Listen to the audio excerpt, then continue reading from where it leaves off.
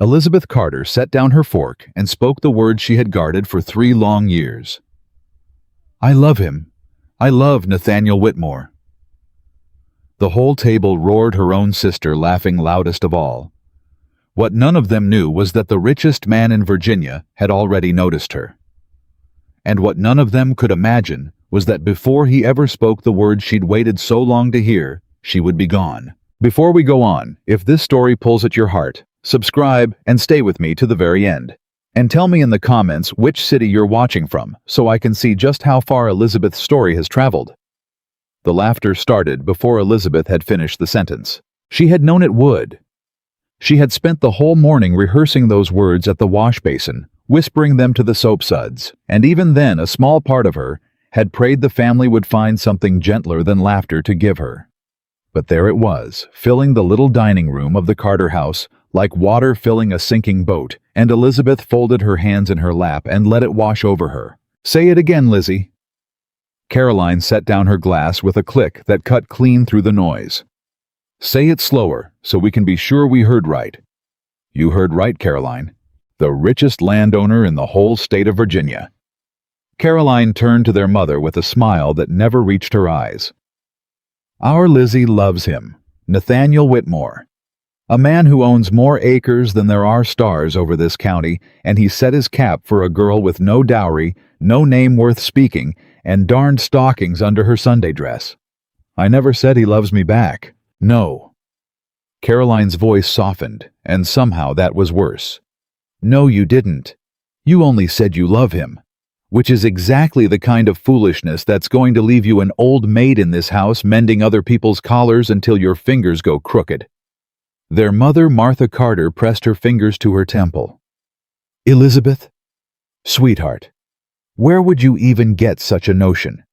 When have you so much as stood in the same room as Nathaniel Whitmore?" Elizabeth opened her mouth. Then she thought better of it and closed it again, because the truth would only give them more to laugh at. The truth was that she had stood in the same room as Nathaniel Whitmore a good number of times, though he'd never once known she was there. She had knelt in the mud of the Whitmore Road last spring, binding the split hoof of a carter's horse while the carter wept, and Nathaniel Whitmore rode past and slowed his own mount to a walk and looked. She had carried soup to the Whitmore tenant families through 2 hard winters. She had taught the Weaver children their letters in a barn that stood on Whitmore land, and once, only once, he had come to the door of that barn and stood in the light and said, "Somebody's teaching these young ones," and she had said, "Yes, sir," without looking up, and he had said nothing more and ridden away. But you could not tell your sister a thing like that. Your sister would take it and turn it into a knife. "I only meant," Elizabeth said quietly, "that a person can love someone without asking anything of them. That's all." The whole table laughed again. Even little Sarah, 8 years old and swinging her feet under the bench, laughed because everyone else was laughing, and then looked confused about it. Elizabeth's father, Thomas Carter, had said nothing this whole while. He sat at the head of the table with his hands wrapped around a cup of cold coffee, and now he lifted his eyes to his second daughter, and there was something tired in them. Something almost like pity. "Lizzie," he said, "you're a good girl, the best of my children, and I'll say that plain in front of all of them." Caroline's mouth thinned. "But a good heart don't fill a larder. A man like Whitmore, he marries land to land, money to money. It's the way of things, and it's been the way of things since before you were born. You go dreaming about him, and all you'll do is break your own heart on a wall that won't move." "I know it, Papa." "Do you?" "I do." She lifted her chin. "I've made my peace with the wall. I only wanted once to say the true thing out loud, so it wouldn't sit inside me anymore." There was a silence then. A real one. Even Caroline seemed to feel it and looked down at her plate. And then Caroline ruined it the way she always did. "Well," she said brightly, reaching for the bread, "now you've said it, and now we can all forget it, and you can go back to being useful. Widow Halloran needs somebody to sit up with her tonight. I told her you'd do it. You don't mind, do you, Lizzie? You never mind." "No," Elizabeth said. "I never mind." She walked to the Halloran place that evening under a sky gone soft and gold. the June heat lifting off the road in slow waves, and she did not cry because crying was a thing she had trained herself out of the way. Other girls trained themselves out of biting their nails. Widow Halloran was 71 and half blind and mean as a cornered cat to everyone in the county except Elizabeth Carter. "You've been crying," the old woman said, before Elizabeth had even got the door shut behind her. "I haven't." "Don't lie to a blind woman, girl. It's a cheap sort of cruelty. I can hear it in your throat." A gnarled hand patted the quilt beside her. "Sit. Tell me who I have to curse." Elizabeth sat. She took the old woman's hand in both of hers, and she was quiet for a while, and then she said, "I did a foolish thing today, Mrs. Halloran. I told my family that I love a man who doesn't know I'm alive." "Ha!" The widow's whole face creased. "Which man?" "It doesn't matter which man. It matters to me. I'm blind and I'm dying and gossip is the only pleasure I've got left. Which man?"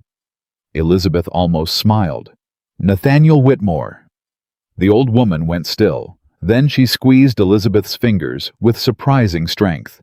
"Now that," she said, "is not a foolish thing at all. That is the least foolish thing I've heard in 20 years. Mrs. Halloran." "Hush. Let an old woman talk. You think I don't know that man? I knew his mother.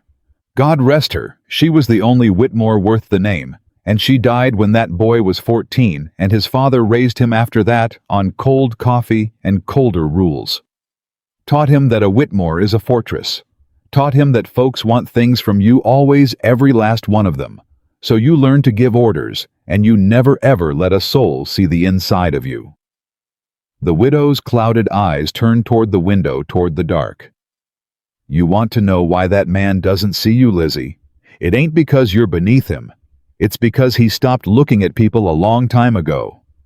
Looking is dangerous for a man like that. Looking is how they get you." Elizabeth sat with that a long while. "Then it truly is hopeless," she said finally. "Oh, child." The old woman laughed low and rasping. "Nothing's hopeless. It's just hard. There's a difference, and the difference is the whole of a life." The word got around, of course. By the following Sunday, it seemed the entire county had heard that the youngest Carter girl fancied herself the future mistress of Whitmore Hall, and the whole thing had grown teeth in the retelling the way such things do. Now she'd written him letters. Now she'd chased his carriage down the pike. Now she'd been seen weeping at the Whitmore gates in the moonlight, which was a thing Elizabeth had most certainly never done, though it hardly mattered whether a thing was true once folks had decided it was funny. She learned all this in the churchyard from the way conversations went quiet when she approached, and then bloomed with muffled laughter behind her back. She learned it from the Pruitt girls who curtsied to her with mock solemnity and called her "my lady," and dissolved into giggles. She learned it worst of all from the face of the Reverend Ames, who took her aside after the service, laid a hand on her shoulder, and said with terrible kindness, "Elizabeth, my dear, pride is a sin that visits the humble as easily as the grand. Perhaps we might pray together on the subject of contentment with one's station." "Yes, Reverend," she said. "Perhaps we might." And she thought, but did not say, "I have never once asked God to change my station. I only asked him to make the wanting stop, and he has not seen fit to do it." Caroline was waiting at the wagon. "You've made us a laughingstock," Caroline said, low and furious, hauling herself up onto the seat. "Do you understand that Papa's trying to sell the North Field to old Pruitt? And Pruitt spent the whole of yesterday telling everyone at the mill that the Carters are the family whose daughter's gone soft in the head over a rich man? You've cost us, Lizzie. You've cost us real money with your mooning." "I'm sorry, Caroline." "You're always sorry. Sorry doesn't fix a thing." Caroline snapped the reins. "You want to know the difference between you and me? I look at the world the way it is. You look at the world the way you wish it was. And one of us is going to end up married with a roof over her head, and the other's going to end up alone. And it won't be the dreamer who lands soft. It never is." Elizabeth watched the road unspool behind them. "You may be right," she said. "I know I'm right. But I'd rather be a dreamer who's kind." Elizabeth said so quietly that the wind nearly took it, Then be right and be cruel, and you should think sometimes, Caroline, about which one you've decided to be." Caroline did not answer that, but her jaw worked and her knuckles went white on the reins, and for the rest of the drive she did not laugh at all.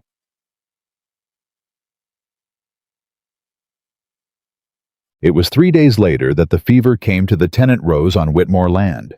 Elizabeth heard it from the miller's wife, who heard it from a Whitmore hand who'd come to buy flour 2 of the tenant families down with the summer fever children mostly, and the county doctor gone north to Fredericksburg to tend a birth and not expected back for a week. She was pulling on her boots before the miller's wife had finished talking. "You're never going out there," the woman said. "Whitmore land girl, they'll set the dogs on you. And there's fever. You'll catch your death." "I've nursed fever before." "They'll say you're chasing him. Everyone will say it. You'll prove every word they've been laughing at." Elizabeth stood and took up her basket of clean linen and her little box of dried herbs, and she looked at the miller's wife with a steadiness that made the older woman fall quiet. "There are children sick," Elizabeth said, "and no doctor, and I know how to bring a fever down. If I stay home so folks won't gossip, then I'm not a good person who's shy of gossip. I'm just a coward who's dressed her cowardice up in caution. I won't do it."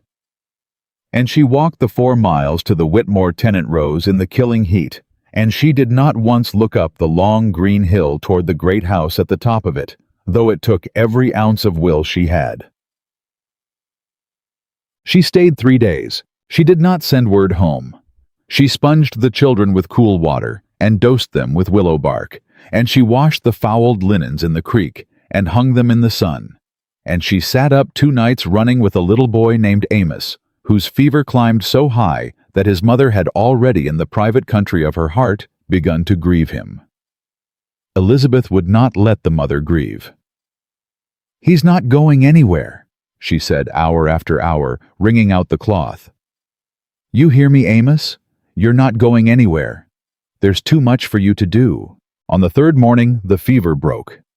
The boy's eyes came open clear and dark, and he looked up at the strange young woman who had not slept and said, "Am I dead?" "No," Elizabeth said, and only then did she cry silently so the boy wouldn't see. "No, sweetheart, you're not dead. You're going to run me ragged for years and years." She was on her knees in the creek scrubbing linen when the shadow of a man fell across the water. She knew whose shadow it was before she looked up. She had memorized the set of those shoulders across a barn doorway a year ago, and never once told a soul. "They tell me," said Nathaniel Whitmore, "that a stranger's been living in my tenant rose for 3 days. Elizabeth got to her feet. Wet to the elbows, hair come loose from its pins, a smear of ash on her cheek from the sickroom fire. She met his eyes because she had decided long ago that she would never ever be the kind of woman who couldn't meet a man's eyes, no matter how rich he was. "Not a stranger, sir," she said.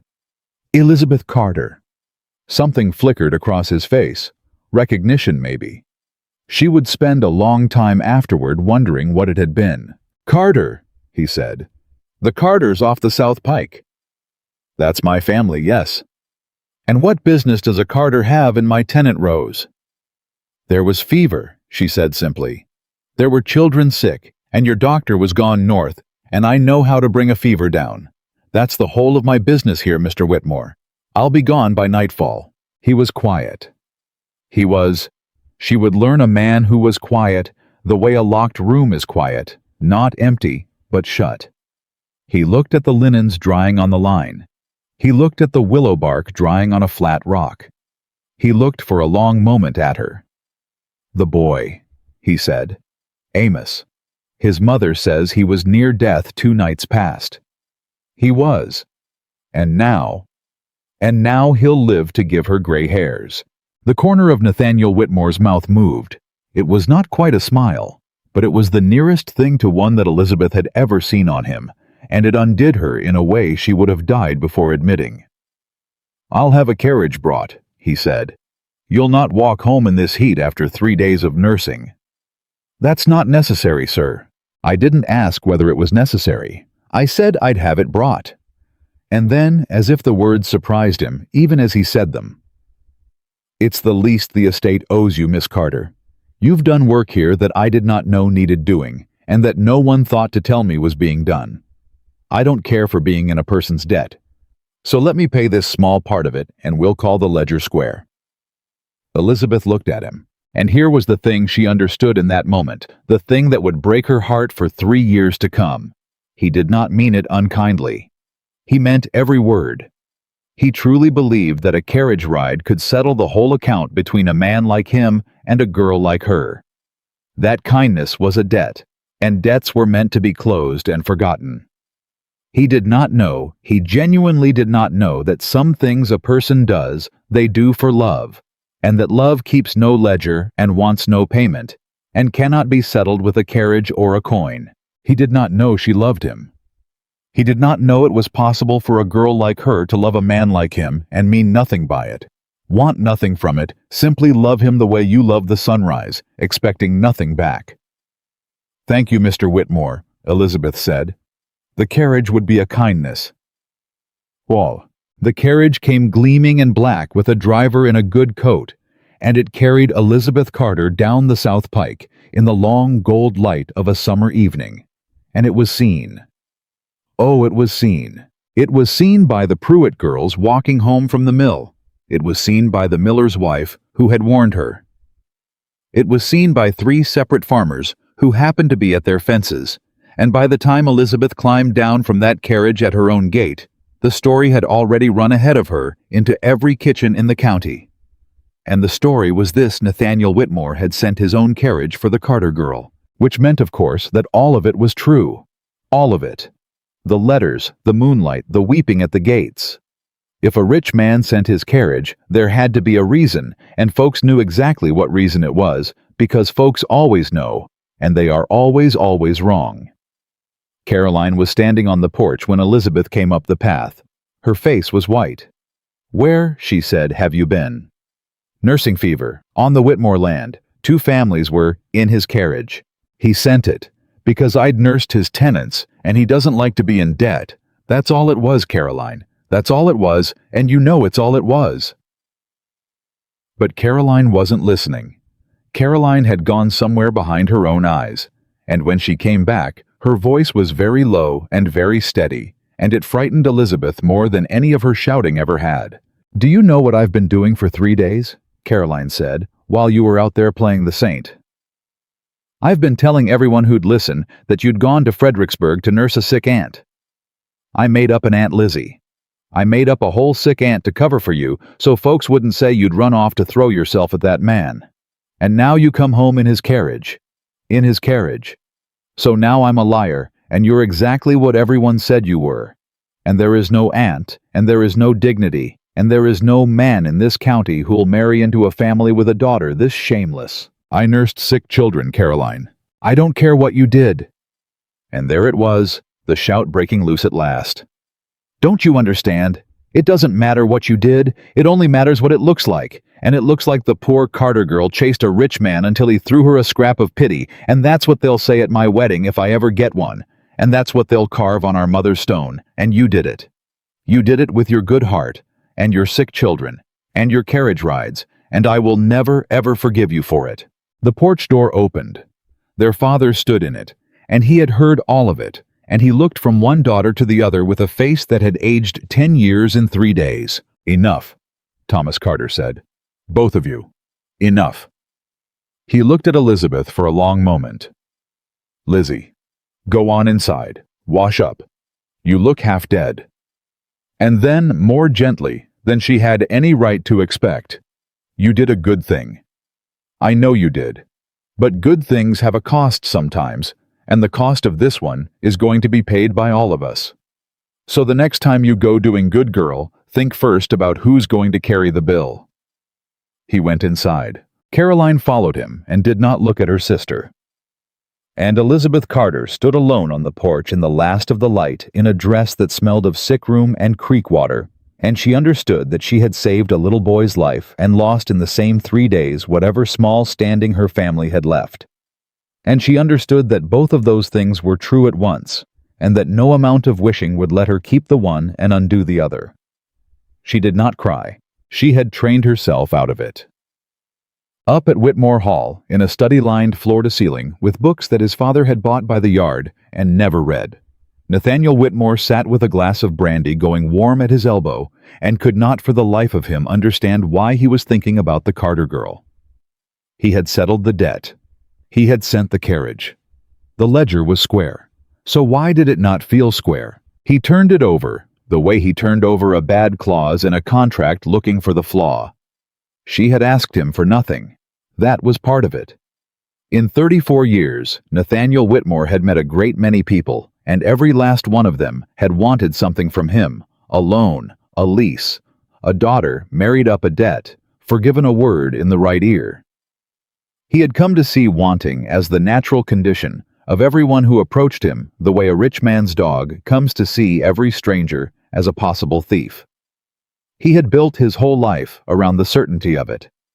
Give the orders, keep the fortress, never let them see inside because the inside is where they get you. And then a girl had knelt in his creek scrubbing his tenant's linen, and he had offered her the one thing he knew how to offer, which was payment, and she had looked at him. She had actually looked at him, which almost no one did anymore. They mostly looked at the house behind him, or the land around him. And something in her face had said, plain as scripture, "You've misunderstood me entirely, and I'm too kind to tell you so." "Damn it," Nathaniel Whitmore said to the empty room. His steward Coleman knocked and entered. "Sir, the tenant matter. The Carter woman, should we send something to her family? A payment for the nursing? It's customary when—" "No." He said it too quickly and heard himself and didn't understand himself. "No, she'd not take it. He stopped. "Leave it, Coleman." "Sir?" Coleman lingered.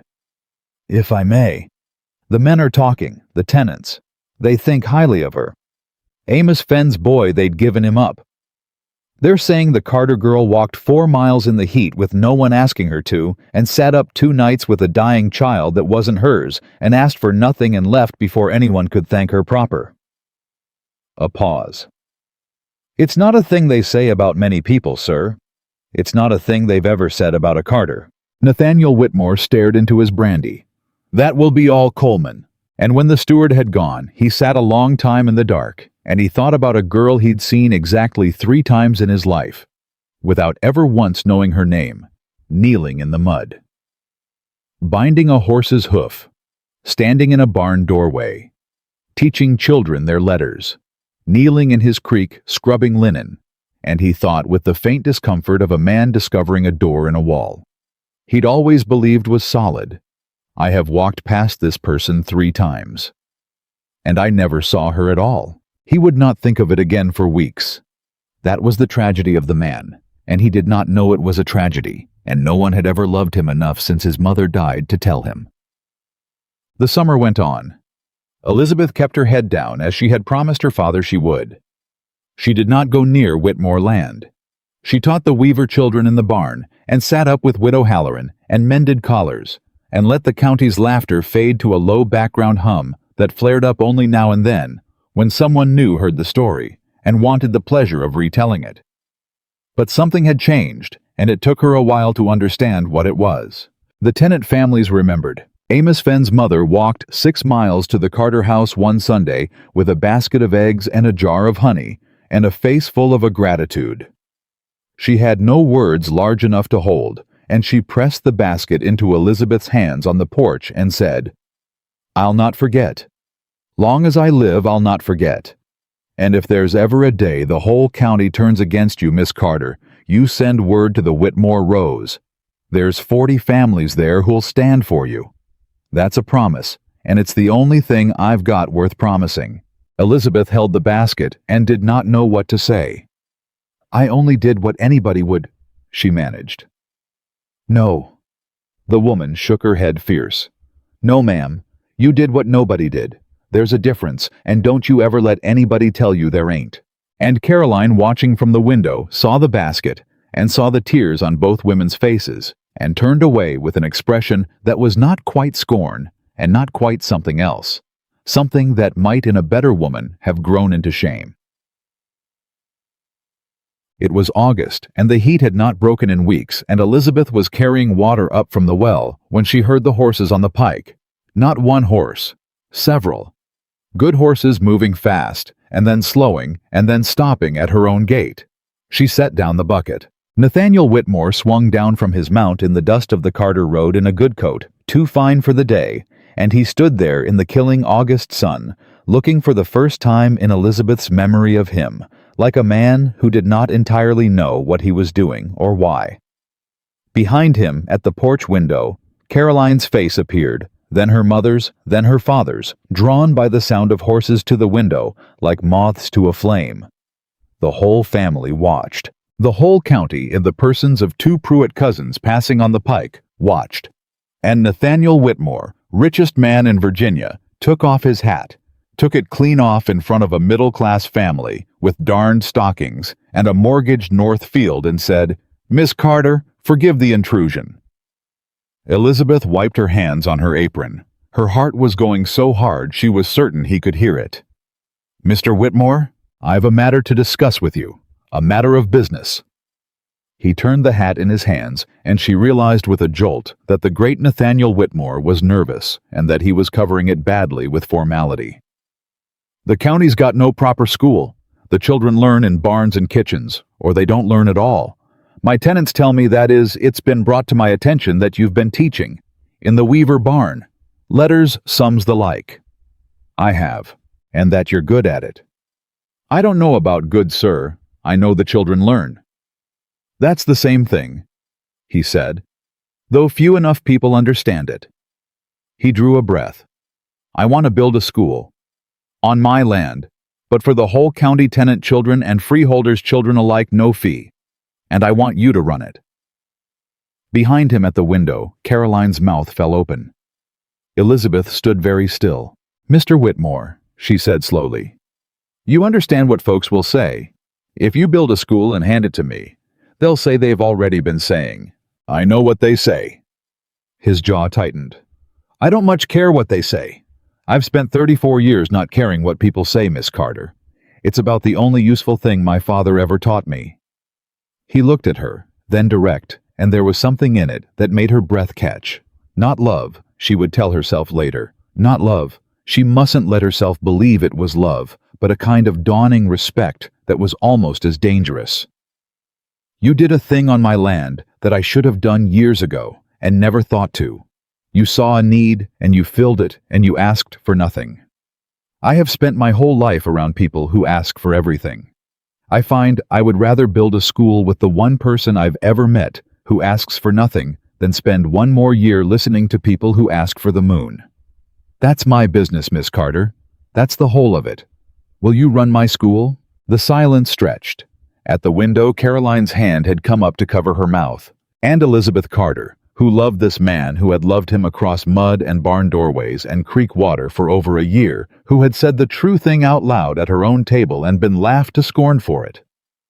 Elizabeth Carter looked at Nathaniel Whitmore, standing hat in hand in the August dust, offering her not his heart but a schoolhouse, and understood with perfect and painful clarity the shape of the thing she was being offered. He did not love her. He respected her work. He wanted her competence, her kindness, her tireless usefulness in the service of his estate and his conscience. He was offering to build her the whole rest of her life out of the thing she was good at, and he was doing it. She could see plainly, without the faintest idea, that the woman standing in front of him would have crossed an ocean of fire for a single one of the looks he'd just given her without meaning anything by it at all. She could say no. She could save herself the daily agony of standing near a man who would never see her, of building his school and warming his estate and watching him year after year look straight through her toward some horizon that had no place for a poor girl in it. She could say no and keep the small mercy of never having it confirmed. Or she could say yes and take the schoolhouse and take the children and take the work that was good and real in hers and take along with it the slow and certain heartbreak of loving a man up close who would only ever see her from a great and gentle distance. "Lizzie." Her father had come out onto the porch. His voice was hushed, urgent. "Lizzie, girl, say yes. Whatever else, say yes. This is more than we ever—" "Papa." She didn't turn around. "Let me answer him myself." She looked at Nathaniel Whitmore. "Yes," Elizabeth Carter said. "I'll run your school, Mr. Whitmore. I'll run it, and I'll make it the finest county school in Virginia, and the children will learn, and it'll be worth every stone you put into it." She paused, and something crossed her face, a shadow, a knowing, a small private grief that he did not see and could not have understood. "And I'll ask you for nothing, same as always." "Good." He put his hat back on, plainly, relieved, plainly, pleased, plainly.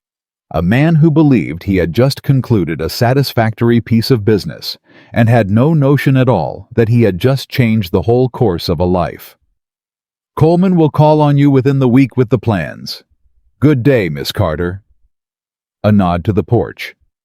"Mr. Carter, ma'am." He mounted his horse, and as he turned to go, he looked back at her one last time in the August light with the dust settling and the whole watching county holding its breath, and he said almost as an afterthought, almost gently, "You're a rare sort of person, Miss Carter. I don't say that to many. I'm not sure I've ever said it to anyone." A pause.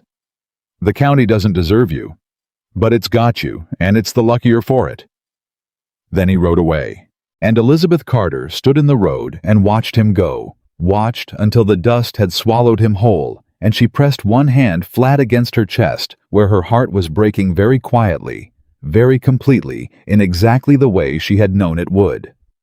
Behind her, Caroline came slowly down the porch steps. For the first time in her life, she did not know what to say to her sister. "Lizzie," she managed at last. "He offered you?" "Yes. That's everyone will have to, they'll all—" "Yes. Then why?" Carolyn whispered, staring at Elizabeth's face at whatever she saw there. "Do you look like your heart's just broken too?" Elizabeth picked up her water bucket. "Because it has," she said simply. And she carried the water into the house, and she did not cry because she had trained herself out of it, and she did not explain because there was no one in that house who would have understood. She had said the true thing out loud once at her own table. "I love him." And they had laughed. And now she was going to spend the next 3 years standing close enough to him to touch, building his school, warming his county, loving him in a silence so complete that not one living soul would ever hear it, least of all the man himself, who had ridden away, certain he had done her a kindness, and who would not understand, not for a long and terrible time yet, that the greatest cruelty in the world is not to withhold your love from a person. It is to stand in front of them year after year and never once truly see that they are there. Elizabeth Carter set the bucket by the stove, and somewhere deep inside her, in a place she showed to no one, a small voice she had been silencing for over a year finally spoke clear and quiet and certain as a bell across still water. "He will see you one day, and by the time he does, you will already be gone." The schoolhouse went up in 6 weeks, and every stone of it became a scandal. Coleman came within the week as promised, with a roll of plans under his arm and a look on his face that said he'd argued against this and been overruled. He spread the drawings on the Carter kitchen table, and Elizabeth's whole family crowded around, and Caroline could not stop touching the paper, running her finger along the neat lines of the drawn windows, as though she could not believe such a thing was being built for her sister. "Mr. Whitmore wants it done before the first frost," Coleman said. "He's put 12 men on it, and he's asked that you approve the plans yourself, Miss Carter, before we cut a single board." "Me." His words were, and I quote him, "Faithful, ma'am. She's the one who'll teach in it, so she's the one who knows what a schoolroom needs. I've never taught a soul anything in my life." Caroline made a small sound in her throat. Their mother's hand went to her heart. Elizabeth looked at the plans for a long time, and then she picked up the pencil Coleman had brought, and she moved the windows to the south wall where the morning light would fall on the children's slates and not in their eyes, and she made the door wider for the crippled deacon boy and his crutches, and she added a small stove corner where a child who'd walked 4 miles in winter could thaw before the lesson started. Small things. Kind things. Things only a person who had actually sat with cold and frightened children would ever think to draw. Coleman watched her work, and something in his stiff face softened. "He was right about you," the steward said quietly. "I told him he was making a mistake handing this to a Carter, and I'll own that to your face because you deserve honesty. But he was right, and I was wrong. I've never seen anyone read a want off a blank page like you just did.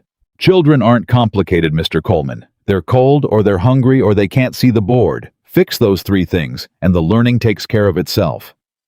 And yet in 50 years, no one built this school, Coleman said. So maybe it's not so simple as you make it, ma'am. Maybe it's only simple to the one person kind enough to have looked.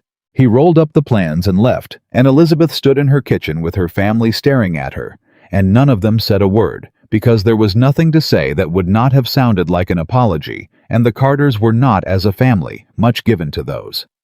The county said plenty, though. They said it at the mill, and they said it at church, and they said it loudest of all at the Pruitt place, where old Pruitt had gone from calling the Carters soft in the head to something meaner and more envious now that a rich man's money was flowing toward their poorest daughter.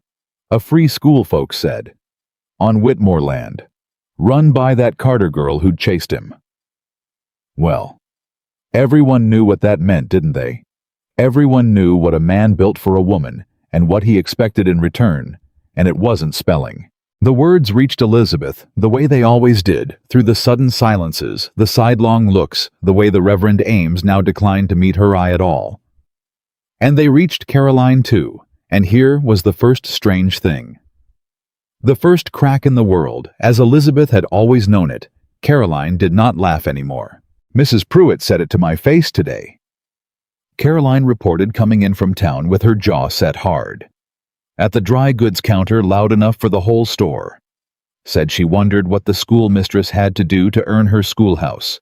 Said it with that smile of hers. Elizabeth kept kneading her bread. And what did you say? I said Mrs. Pruitt's own daughter can't spell her own name, and maybe she'd have done better to worry less about my sister's virtue and more about her child's letters. Caroline yanked off her bonnet. And then I bought my thread from Hendricks instead of her, and I told her why. Elizabeth stopped kneading. She turned around slowly, flour to the wrists, and looked at her sister. Her sister who, not 2 months past, had laughed loudest of anyone at that dining table, who had made up a sick aunt out of shame, who had said, I will never forgive you on the porch with a white and furious face. You defended me, Elizabeth said. Don't make a thing of it.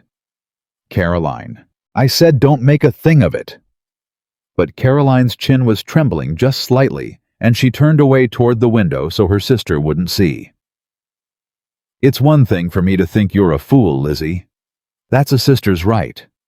It's another thing entirely for that hatchet-faced Pruitt woman to stand in a public store and call you what she called you when I know you sat up 3 nights with a dying child and asked for nothing. Her voice cracked. I said the same as everyone. For years I said it. And you never once said an unkind word back to me, not once. And I've been trying to work out why, and I can't, and it's driving me half mad. It's not complicated, Caroline. Everything's complicated. Not this. Elizabeth crossed the kitchen, and after a moment's hesitation, laid her floury hand over her sister's. You're my sister. Being unkind to you would be like being unkind to my own hand. It never once occurred to me as a thing a person could do. Caroline looked down at the flour-dusted hand on hers. And then, to Elizabeth's complete astonishment, her hard, sharp, envious sister put her face in her hands and wept. Great heaving sobs, years of them breaking loose all at once, and Elizabeth held her while she did it, and neither of them said the thing they were both thinking, which was that it had taken a rich man's kindness to teach Caroline the value of her sisters, and that this was its own small and particular shame. The school opened on the first Monday of September. 23 children came the first day. Tenant children with no shoes and freeholders' children in stiff new collars sitting side by side on the same benches, which had never happened before in the history of the county, and which set the tongues wagging worse than ever. Elizabeth did not care. She stood at the front of her south-lit room with her chalk in her hand, and she looked at those 23 faces, and something in her chest that had been clenched tight for months finally quietly let go. This, she thought. This is mine. Whatever else I never get, I have this. By November there were 40 children and a waiting list, and Nathaniel Whitmore had begun to visit. He came the first time on the pretense of inspecting the building, walking the length of the room with his hands clasped behind his back, while Elizabeth kept the children at their sums, and he asked her about the stove and the roof and the water. And then he lingered by the door, watching a small girl named Pearl Deacon sound out a word she'd been fighting for a week. And when she got it, R-I-V-E-R, river, and looked up, beaming for someone to be proud of her, it was not her teacher. She looked at first. It was the tall stranger by the door, and Nathaniel Whitmore, who had never in his life been looked at that way by a child, went very still. "Well done?" he said awkwardly, as though the words were in a foreign language he'd studied but never spoken. "That's well done, child." Pearl Deacon glowed like she'd been handed the sun. And Elizabeth, watching from the front of the room, felt her heart do the traitorous thing it always did, around him swell and ache and hope all at once, against all the sense she had. He came back the next week, and the week after. He always had a reason. The stove wasn't drawing right. He'd send a man. The tenant families needed more slates. He'd have them bought. But the reasons grew thinner as the weeks went on, and Coleman, who saw everything, took to raising one eyebrow every time his master called for a horse to be saddled on a Wednesday afternoon. Nathaniel Whitmore was not a man who did anything without a reason. And the reason he kept riding to a schoolhouse to watch tenant children learn their letters was a reason he had not yet admitted to himself, and would not for a long while yet. Elizabeth admitted nothing either. She kept her voice level and her eyes on her work, and she called him Mr. Whitmore, and never once let her face show what it cost her to have him standing 10 feet away, close enough to touch, seeing the schoolhouse and the children, and the whole warm world she'd built, and never seeing her. That was the wound that would not close. He saw everything she did. He never saw her. He praised the reading scores and the neat rows of slates, and the way the crippled deacon boy could now do his sums faster than any child in the room. He never once looked at the woman who had made it so and wondered what she went home to, whether she was happy, whether there was anyone in the world who took care of her the way she took care of everyone else. She was to Nathaniel Whitmore a marvelous and reliable instrument, the finest he'd ever employed. And it did not occur to him, it did not so much as brush the edge of his mind, that instruments do not lie awake at night, that instruments do not love. The winter deepened, and with it came the trouble that Elizabeth had known in her bones was coming all along. It started with Sheriff Doyle's wife. Margaret Doyle was a large, handsome, discontented woman who had set her own daughter Vivian up for years as the natural future mistress of Whitmore Hall, the only girl in the county with fortune enough and blood enough to be a real candidate in Margaret Doyle's own estimation, which she shared freely. Vivian Doyle was 22 and pretty in a cold, careful way, and she had spent 3 seasons being placed in Nathaniel Whitmore's path at every dinner and dance and church social in the county, and he had been unfailingly polite to her and had never once ridden a horse across 3 miles of December mud to watch her do anything at all. Margaret Doyle noticed things like that. Margaret Doyle noticed everything.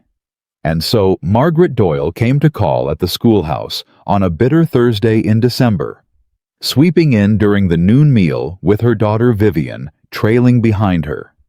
And she looked around the warm, crowded room full of poor children eating bread the schoolmistress had bought with her own small wage, and she smiled the way a cat smiles at a bird. "Miss Carter?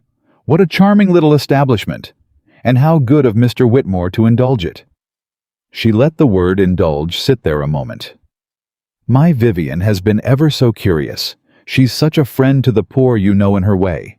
We wondered if we might see how it's all run." "You're welcome to look, Mrs. Doyle." Elizabeth kept her voice even and her hands steady. "The children are just finishing their meal." "Their meal?" Margaret Doyle's eyes swept the bread and cheese. "How generous. And who pays for that, I wonder? Mr. Whitmore, I suppose. Such a great deal of his money flowing to one place. And one person." Her smile widened. "People do talk, Miss Carter. I'm sure a woman of your background is used to people talking. I only mention it out of Christian concern. It would be a shame for a young woman to build her whole reputation on a gentleman's charity only to find the charity withdrawn once the gentleman marries. As gentlemen do." The room had gone quiet. Even the children had felt the change in the air the way children always do. And Elizabeth Carter set down the slate she was holding and looked Margaret Doyle full in the face. Mrs. Doyle, she said gently, clearly, so the whole room could hear. The bread is bought with my wages, not Mr. Whitmore's. $6 a month, of which I keep 2 and spend 4 on these children. You may check the accounts if you like. Mr. Coleman keeps them, and they're open to anyone. As for my reputation, I built it on 40 children who can read who couldn't read in September. If you'd like to tear it down, you'll have to explain to their mothers why. And I don't envy you that conversation, ma'am. I truly don't. Vivian Doyle made a small choked sound that might have been a laugh, quickly smothered. Margaret Doyle's face went from white to red. You insolent little... Mama. Vivian's hand closed on her mother's arm, and Vivian looked at Elizabeth with an expression that was not friendly exactly, but was suddenly sharply interested, the look of a woman recognizing for the first time that the rival she'd been told to dismiss was not going to be dismissed. Mama, we've seen enough. The school is very well run. I'll tell everyone how well run it is. A pause, and something flickered behind her careful eyes. I'll tell them exactly how well run it is. She steered her furious mother out the door, and Elizabeth stood in the sudden silence of her schoolroom. 40 small faces turned up toward her, and she realized her hands were shaking, and she folded them into her apron so the children wouldn't see, and she said brightly, Now, who can tell me what 4 times 6 comes to? And the moment passed, and the children went back to being children. And only Elizabeth knew that a line had just been crossed that could not be uncrossed, and that Margaret Doyle was not a woman who forgot being humiliated in front of a room full of the poor. That night, Nathaniel Whitmore heard the whole story. He heard it from Coleman, who'd heard it from a tenant, who'd heard it from her sister, who cooked at the Doyle house. He heard how Margaret Doyle had come to the schoolhouse to shame the Carter girl, and been sent off with her tail between her legs, and how the girl had done it without once raising her voice, and how the whole Tennant County was telling the story now with the fierce joy of poor people watching one of their own stand up to the gentry and win. He listened to all of it in his study, brandy at his elbow. And when Coleman finished, Nathaniel Whitmore was quiet for a long time. She spent her own wages, he said finally, on the bread. So it seems, sir. I pay her $6 a month. Yes, sir. And she keeps 2 and spends 4 on food for other people's children. He turned the glass in his hand. Coleman, what does a woman live on for $2 a month? Coleman said nothing, because there was nothing to say, and because he could see that his master had just for the very first time thought to wonder about the private life of the woman he'd been employing, thought to wonder what she ate and whether it was enough, and who in the world was looking after Elizabeth Carter while Elizabeth Carter looked after everyone else. It was a small door, that thought. But it was a door, and it had opened, and Coleman had the sense to keep his mouth shut and let his master stand in the draft of it. Double her wage, Nathaniel Whitmore said at last. She'll refuse it, sir. She'll say the school doesn't need it. Then tell her. He stopped, started again. Tell her the children need it. Tell her it's for more bread, not for her. She'll take it, if it's for them. And then, half to himself in a voice Coleman had never heard him use, she'll only ever take a thing if it's for someone else. She won't take a single thing for herself. Why is that, Coleman? What kind of a person is that? A rare one, sir, Coleman said quietly. You said so yourself. Nathaniel Whitmore looked into his brandy and did not drink it and did not answer. The wage was doubled. Elizabeth took it exactly as Coleman predicted, only when he swore it was for bread and slates and not for her. She spent every extra dollar on the children and lived herself on the same $2 as before, and mended her one good dress a 4th time when the elbow wore through, and told no one, because there was no one to tell who wouldn't have made it into either pity or gossip, and she wanted neither. But Caroline noticed the worn elbow. Caroline, who was changing week by week now in ways that frightened and moved her whole family. Caroline, who had started teaching herself sums at night so she could help her sister keep the school's accounts. Caroline, who had not called Elizabeth a fool in 2 months, saw the 4th darn in the elbow of that gray dress and said nothing. And 3 days later, there was a length of good blue wool on Elizabeth's bed, with no note attached, bought with money. Caroline could not spare, and neither sister ever spoke of it because some apologies are too large for words and can only be spoken in cloth. Christmas came and went. The school closed for a week, and the children wept to leave it, which Elizabeth took as the highest praise a schoolroom ever earned. And in the new year, the trouble that Margaret Doyle had seeded in December began quietly to grow. It grew in the form of a rumor, a new one sharper than the old ones, that the Carter girl had been seen alone with Nathaniel Whitmore in the schoolhouse after the children had gone home. This was true in the narrowest sense.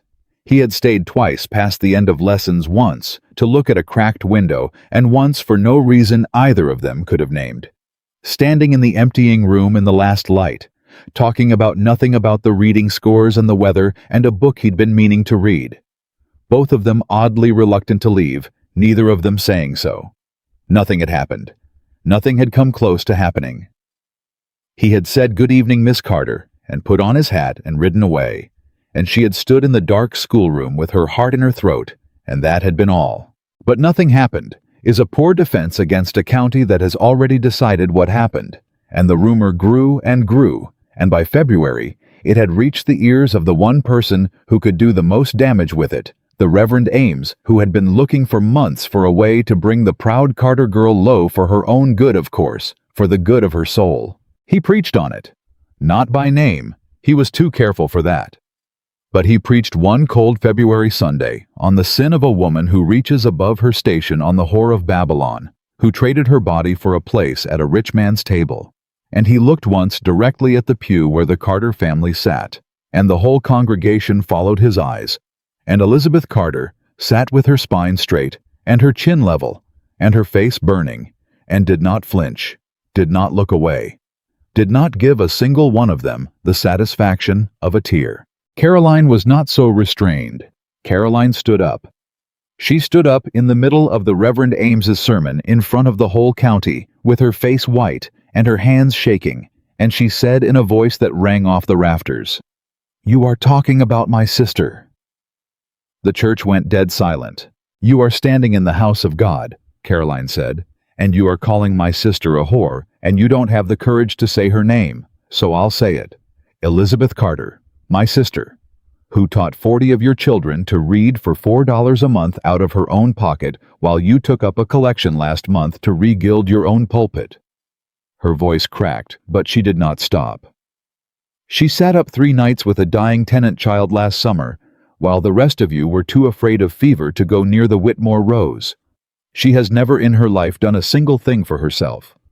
And you stand up there in your fine coat that the poor bought you, and you call her Caroline." Their father was on his feet, gripping her arm. "Caroline, sit down." "I won't sit down." She wrenched free of him. "For years I called her a fool, Papa. For years I laughed at her with all of them. And I was wrong, and I'm ashamed, and I would rather stand up in church and be wrong out loud than sit down quiet and be a coward like every last one of you." She swept her arm across the whole silent congregation. "Look at her. Look at her. She's the best of us, and you all know it, and that's exactly why you hate her, because she makes you feel small, because she does the good you're all too selfish to do, and you'd rather call her a whore than admit that a poor girl shames the lot of you." The silence after was absolute, and then from the back of the church a woman stood. It was Amos Fenn's mother.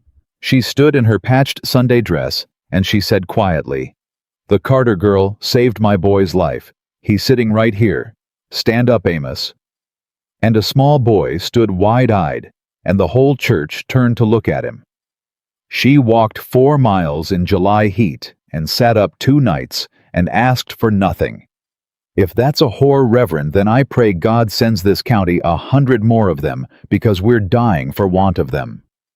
And then another tenant woman stood, and another. One by one, all down the back pews where the poor sat, the tenant families of the Whitmore rose to their feet. 40 families, just as Amos Fenn's mother had promised on the Carter porch 6 months before. And they stood in silence, and they looked at the Reverend Ames, and they did not have to say a word, because their standing said all of it. And the Reverend Ames looked out at that wall of the poor risen to defend one of their own, and understood too late that he had badly misjudged the standing of Elizabeth Carter in the only community whose judgment had ever actually cost her anything. He finished the service quickly. He did not preach on Babylon again. Elizabeth had not moved through any of it. She sat in her pew with her back straight, and only when it was over, only when the last hymn had been sung and the congregation was filing out in a great uncomfortable murmur, did she turn to her sister and take Caroline's hand and hold it so hard it hurt and whisper in a voice that finally shook, "You stood up, for me, in front of everyone. Somebody had to." Caroline was crying now, all her fierceness dissolved. "God, Lizzie, somebody should have done it years ago. I should have done it years ago. I'm sorry. I'm so sorry. For all of it. For every time I laughed. I know. How can you say you know like it's nothing like I didn't?" "Because I love you," Elizabeth said simply, "and I always did. Even when you laughed and forgiving you was never the hard part. The hard part was watching you not forgive yourself. And now you have, and I've got my sister back. And that's worth more to me than every unkind word you ever said." She wiped her sister's face with her own worn sleeve. "Now stop crying before Mrs. Pruitt sees and decides we're both soft in the head." Caroline laughed a wet, broken, wonderful laugh, and the two Carter sisters walked out of that church arm in arm, past the whole staring county, with their heads high. But there was one person in that church who had seen all of it and said nothing, and would think of nothing else for weeks. Nathaniel Whitmore sat in the Whitmore pew, the great box pew at the front that his family had owned for 100 years, and he had watched the Reverend Ames call Elizabeth Carter a whore in all but name, and he had watched 40 poor families rise silently to defend her, and he had watched a girl he'd employed to run a school sit through public humiliation with a spine like a ramrod and never once weep, and something had happened inside him that he had no framework to understand. Because here was the thing Nathaniel Whitmore realized sitting in that pew: he had wanted to stand up. He had wanted to rise from the Whitmore box pew, the loudest voice in the county, the one word that would have silenced Ames and shamed the whole congregation into the dirt, and say, "That woman is worth more than every soul in this room, and the next man who slanders her answers to me." He had wanted to, and he had not. He had sat still and let the poor defend her, because 100 years of Whitmore training had taught him that a man in his position does not make scenes, does not take sides in a church, does not spend his standing on a school teacher. And he had followed the training the way he always followed the training, and he had watched a woman. He was beginning, God help him to think about, at strange hours of the night, be dragged through the mud, and he had done nothing. The shame of it sat in his chest like a stone all through the closing hymn. And on the ride home, through the gray February cold, Nathaniel Whitmore did a thing he had not done since he was 14 years old, and his mother's coffin went into the ground. He examined himself honestly and did not like what he found. "You coward," said a voice in him that sounded faintly like his mother's. "You great rich careful coward. You would give that woman a schoolhouse. You would double her wage. You would build her anything, buy her anything, hand her the whole estate on a plate because handing over money is easy. Money is the one thing you have to spare and the one thing that costs you nothing. But the one time she needed you to stand up, to spend a single ounce of your precious standing to let this county see that Nathaniel Whitmore counts Elizabeth Carter as worth something, you sat on your hands. Because standing up would have meant letting them see. And you have never, not once in 20 years, let anyone see." He reached Whitmore Hall and did not go inside. He stood in the cold in his own great empty yard in front of the great empty house his father had left him, and he understood with a clarity that frightened him that he was lonely, that he had been lonely for 20 years and had called it strength, and that the only warmth that had come into his cold and ordered life in all that time had come from a poor girl in a darned gray dress who taught children to read and asked him for nothing, and had just been called a whore in church while he sat silent in his family pew. "Coleman," he said when he finally went inside. "The Reverend Ames, his stipend. How much of it comes from this estate?" "Near half, sir. The Whitmores have supported that living for Dean." "Cut it." Coleman blinked. "Sir, cut it. This year and every year. And when he comes to ask why, and he will come, they always come when the money stops. You tell him Nathaniel Whitmore does not fund men who slander good women from the pulpit." His jaw was set hard. "And Coleman, see that word of why gets around. Discreetly. I want this county to understand without my having to say it in so many words that the Carter girl has one friend left who is not poor. Do you understand me?" Coleman looked at his master for a long moment, and then for the first time in the 15 years he'd served him, Coleman smiled. "Yes, sir," he said. "I understand you very well, sir. Better than you might think." A pause. "It's a good thing you're doing. It's just a shame. A shame that I'm defending her." "That you're doing it with money, sir," Coleman said quietly, gathering his papers, "instead of with your own 2 feet in front of her where she could see it. She'll never know you did this. That's how you've arranged it discreetly at a distance. No scene, no risk. And she'll go on thinking not one person of standing in this whole county ever thought her worth defending out loud." He paused at the door. "You'll forgive an old servant his plainness, sir, but you don't want to be seen helping her. You want to help her invisibly.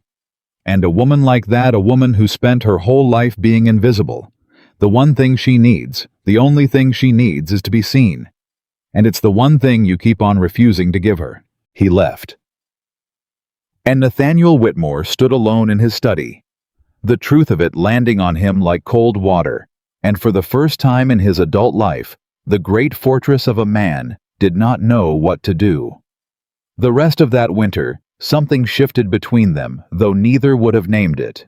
He came to the school more often. He stopped inventing reasons. He would arrive on Wednesday afternoons and sit at the back on a child's bench too small for him, his knees up around his ears, and listen to Elizabeth teach. And she, feeling his eyes on her, would teach better than she'd ever taught her voice, warm and quick. The children laughing, the whole room bright with her, and afterward, when the children had gone, the two of them would talk. Really talk. He told her things he had never told a living soul about his mother, about the cold years after, about the loneliness he'd never had a word for, until he watched her fill a room with something he didn't have and couldn't buy. And she listened, and she gave him back honesty. For honesty, all except the one truth she guarded with her life, that she loved him, had loved him from a barn doorway.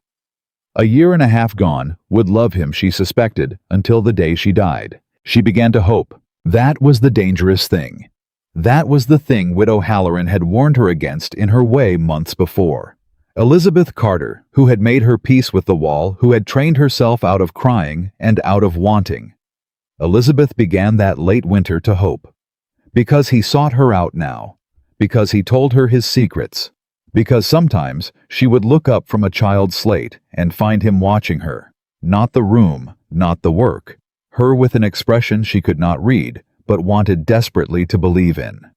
Because a man did not do these things, surely, unless she let herself hope. And Widow Halloran, when Elizabeth confessed it sitting by the old woman's bed on a raw March night, went quiet in a way that frightened her. "Oh, child," the old woman said at last, "I was afraid of this." "Afraid of what?" "He's changed, Mrs. Halloran. He's not the cold man you described. He talks to me. He tells me things. He looks at me like what? Like he sees me." Elizabeth's voice dropped to almost nothing. "For the first time. Like he finally sees me." Widow Halloran reached out and found Elizabeth's face with her blind, gnarled hands and held it, and there were tears standing in her clouded eyes. "Lizzie, listen to an old woman who loves you, because I do. God knows I've no one else left to love. A man like that, he can talk to you for 100 nights. He can tell you every secret in his heart. He can look at you like you hung the moon. And still, when the day comes that seeing you costs him something in front of the whole world, when it comes to standing up in public and saying, 'This one, I choose this one, over blood and money, and the good opinion of every rich fool in this county,' a man raised the way he was raised will fail you. Not because he doesn't feel it, because he was taught from a boy that feeling it is weakness, and that showing it is death."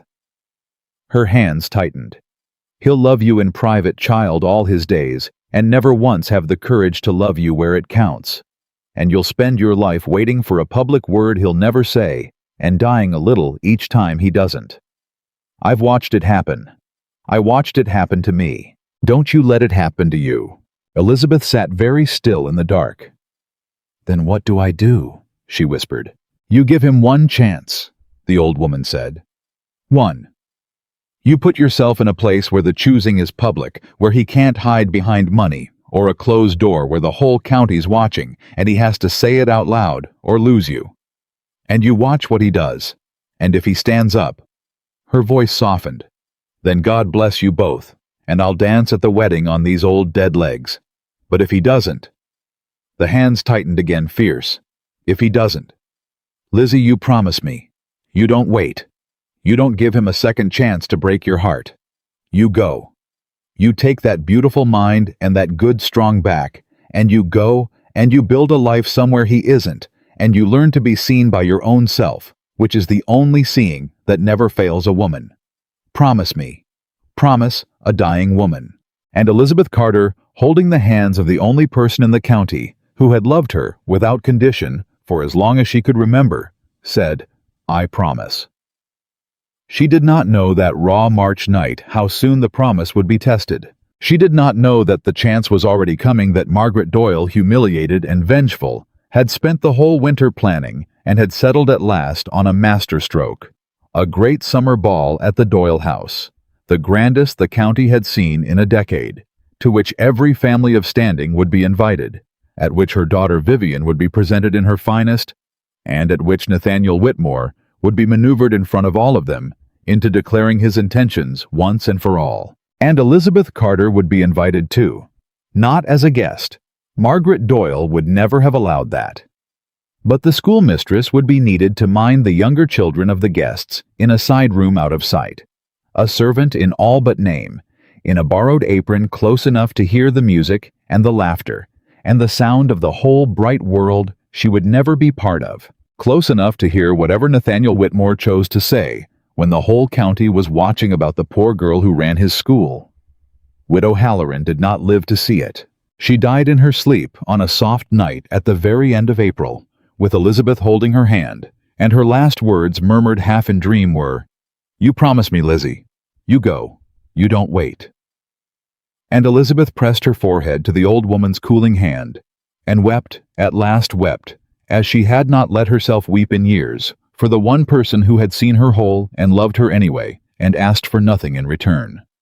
She buried her friend on the 1st of May, and that same afternoon, walking home from the churchyard, with her eyes still swollen, Elizabeth found Margaret Doyle's invitation waiting on the Carter table, cream paper fine ink, and beneath the flourishing script requesting Miss Carter's assistance with the children at the summer ball. A single line added in Margaret Doyle's own triumphant hand that made Caroline snatch it up and go white with fury when she read it. "We shall of course provide an apron. Do try to look tidy. There will be quality present." "You are not going," Caroline said. "You are not going to fetch and carry for that woman's guests while she parades her daughter at the man you—" She stopped because they had never quite said it aloud, the two of them, though Caroline had long since guessed. "You're not going, Lizzie. I won't let you." Elizabeth took the invitation from her sister's hand. She read the cruel line again, and she thought of Widow Halloran 3 days in the ground. You give him one chance. You put yourself where the choosing is public, and you watch what he does. And a strange calm settled over Elizabeth Carter, the calm of a woman who has stopped hoping and started deciding. "No," she said quietly. "I'm going." "Lizzie." "I'm going, Caroline, in their apron, to mind their children." She set the invitation down very carefully, and her hands did not shake at all. "Because Mrs. Doyle thinks she's arranging my humiliation, but she's arranging something else and she doesn't know it. She's putting me in a room where I'll hear with my own ears in front of the whole county exactly what Nathaniel Whitmore thinks I'm worth." She looked at her sister, and her eyes were dry and clear and terribly steady. "I've spent 1.5 years not knowing, hoping, building a whole life on a hope. And I can't do it anymore, Caroline. I can't. So I'm going to that ball, and I'm going to stand in that apron, and I'm going to find out once and for all whether the man I love thinks I'm a woman worth claiming or a servant worth using. And if he says the wrong thing, then I'll know, Elizabeth said. And knowing is better than hoping. Widow Halloran taught me that at the end. Hoping is just wanting with no place to put itself. But knowing a person can act on. She folded the cruel invitation and slid it into her pocket, and her voice when it came was so quiet, Caroline had to lean close to hear it. One chance. I'll give him one, in front of everyone where he can't hide. And whatever he does with it, Caroline, whatever he does, I promise you this. It'll be the last time in my life I ever stand in a corner, waiting for a man to decide whether I'm real. The night of the ball came on the last Saturday in June, and Elizabeth Carter walked to the Doyle house alone in her one good dress under a borrowed apron, carrying nothing but the promise she had made to a dead woman. Caroline had wanted to come. Caroline had begged to come, had offered to stand outside in the dark all night just to walk her sister home, but Elizabeth had said no. This is a thing I have to do by myself, Caroline. Some things a person can only face alone. And so she went alone past the long line of fine carriages, already crowding the Doyle Drive, past the windows blazing with more candles than the Carter house saw in a year.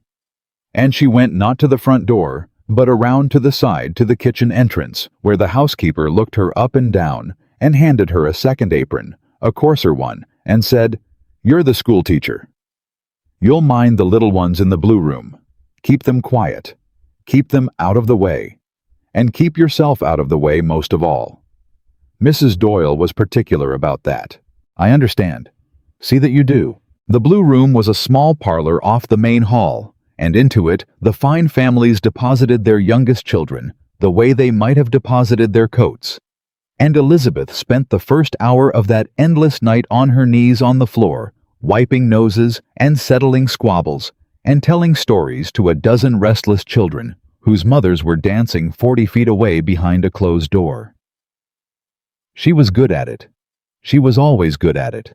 And more than one child, tired and far from home, curled up against the strange kind woman in the gray dress, and fell asleep with a fistful of her borrowed apron.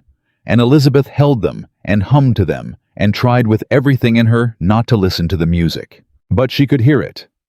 That was the cruelty of the arrangement, and she understood by now that it was deliberate.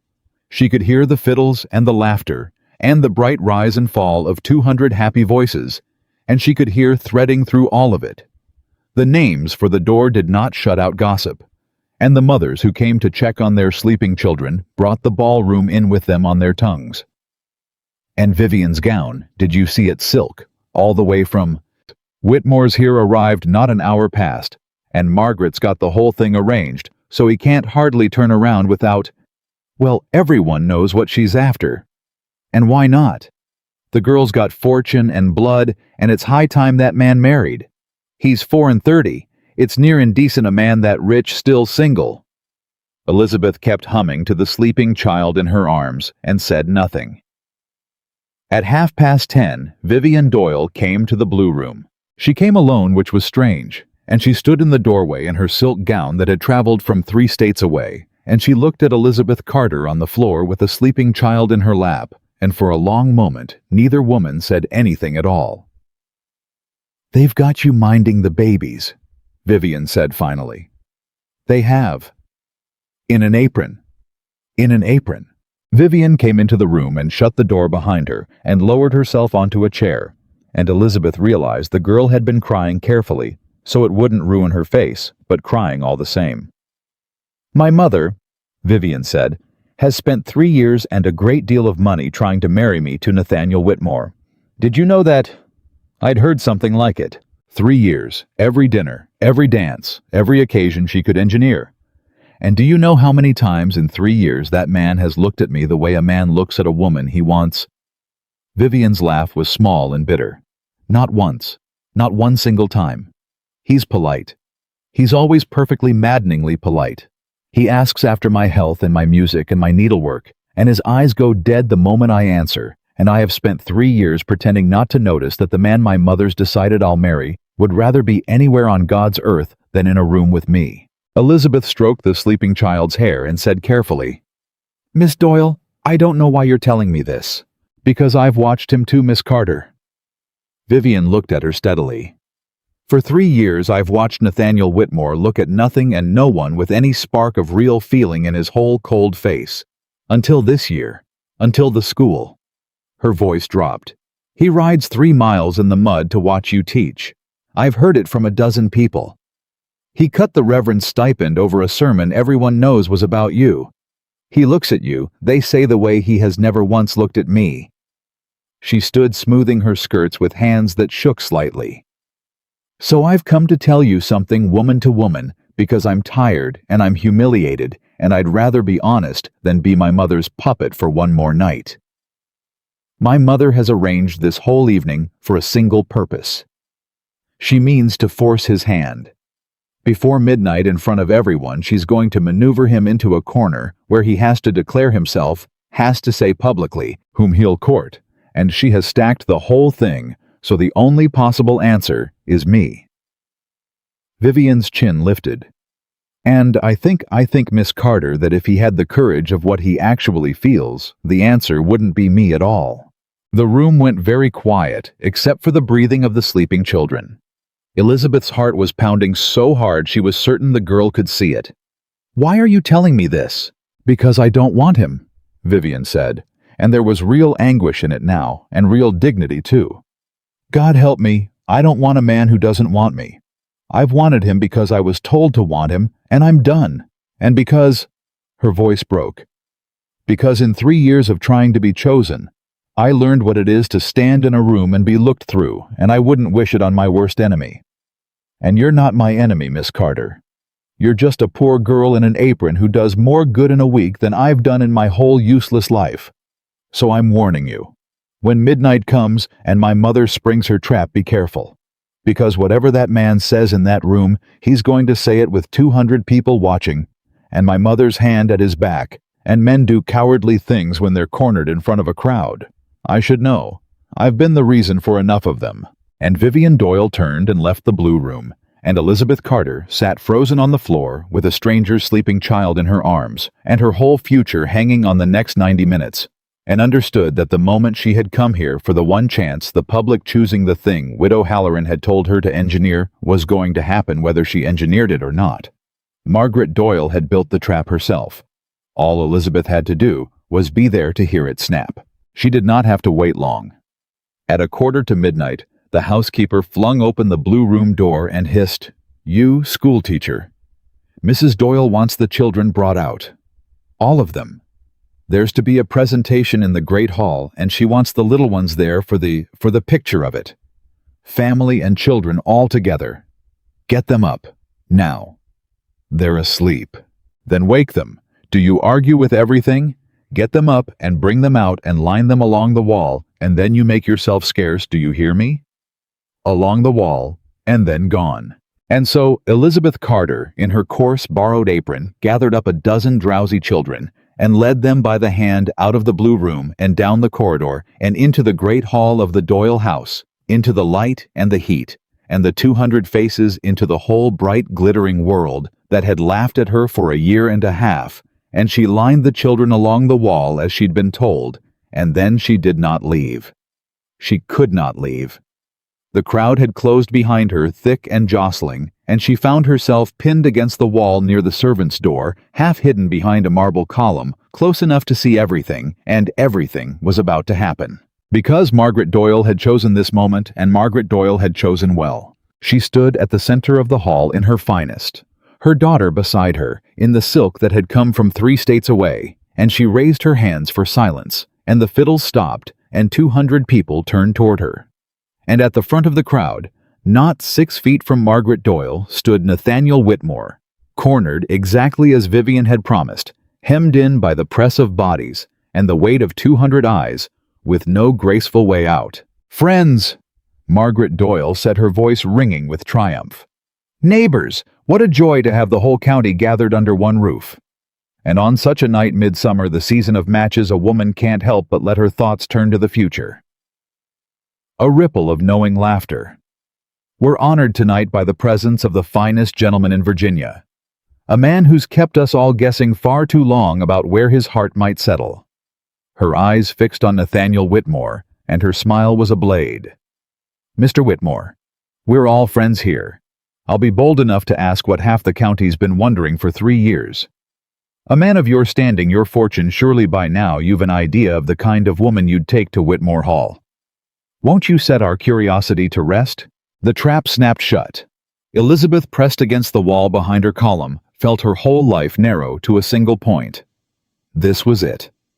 This was the moment Widow Halloran had told her to watch for. 200 people, the whole county, and Nathaniel Whitmore cornered in the middle of them, and the only question in the world was what he would say. She watched his face. She had learned that face over a year and a half, had learned to read the small tells that others missed: the tightening at the jaw, the flicker behind the eyes. And she saw him understand the trap. She saw him look at Margaret Doyle and at Vivian beside her, and she saw him understand exactly what was being asked and exactly what answer was expected.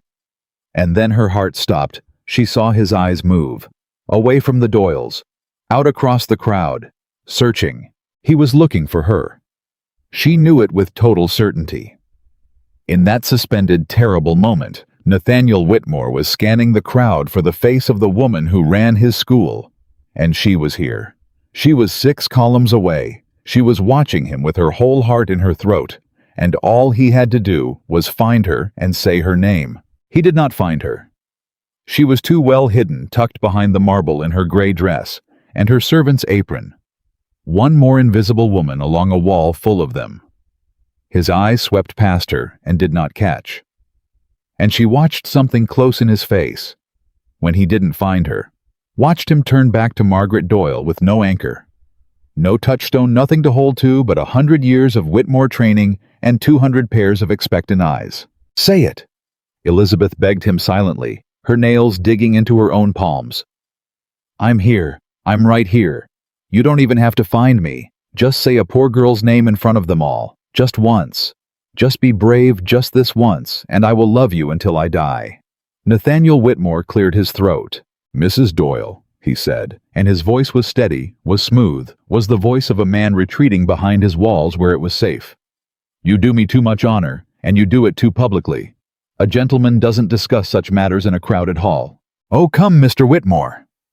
Margaret Doyle would not let him escape so easily. "We're all family here. No secrets among friends. Surely you can tell us the sort of woman who's caught your eye. Someone of good family, I'd wager. Good blood. Someone who'd do honor to the Whitmore name." Her hand rested so lightly on her daughter's arm. Someone here in this very room, perhaps. And there it was. The whole county leaned in. Vivian Doyle stood beside her mother with her eyes on the floor and her cheeks burning, hating every second of it. And Nathaniel Whitmore stood cornered in the light, and Elizabeth Carter watched from behind her column, and the fiddler's held breath was the only sound in 200 people. "The Whitmore name," Nathaniel Whitmore said slowly, "is a matter I take seriously. My father took it seriously before me. It means something in this county. It has meant something for 100 years, and I'd not attach it lightly." He paused, and Elizabeth's heart broke a little further with every careful word, because she could hear him choosing safety, could hear him climbing back inside the fortress brick by brick. "A Whitmore marries for the good of the estate, for land and family, and the continuance of a name that's older than this county itself. Those are the things a serious man weighs. Not," and here his voice caught just slightly, just enough that only a woman who loved him would have heard it, "not passing fancies. Not the sort of sentiment that flatters a man for a season and shames him for a lifetime. A Whitmore marries with his head, Mrs. Doyle, as I intend to." The crowd murmured its approval. It was the right answer. It was the answer of a sensible, serious man, a credit to his name, and half the mothers in the room nodded along and thought better of him for it. And Margaret Doyle, sensing victory within reach, drove the blade home. "Well said, sir. Well said. With the head always. Not like these foolish girls who lose theirs over the first rich man to show them a kindness." A titter ran through the crowd.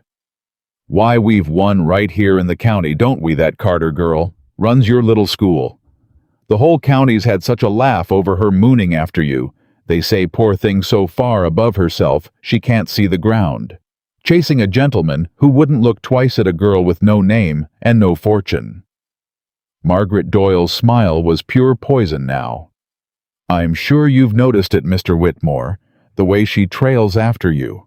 It's rather sad, really. Someone ought to tell the creature to know her place.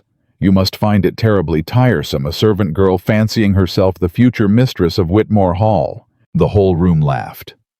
200 people laughed exactly as her family had laughed at that dining table a year and a half ago, and Elizabeth Carter stood pinned behind her marble column in her borrowed apron and heard the whole bright glittering county laugh at her love as though it were the funniest thing in the world. And she watched Nathaniel Whitmore's face. This was the moment. Not the careful speech about the estate that had been cowardice, but it had been ordinary cowardice, the kind any cornered man might commit. This was different. This was Margaret Doyle handing him a knife and pointing it at the heart of the one person who had ever loved him and inviting him to twist it for the amusement of the crowd. This was the moment when a man either said, "Stop," when he said that woman is worth more than every soul in this room, or he did not.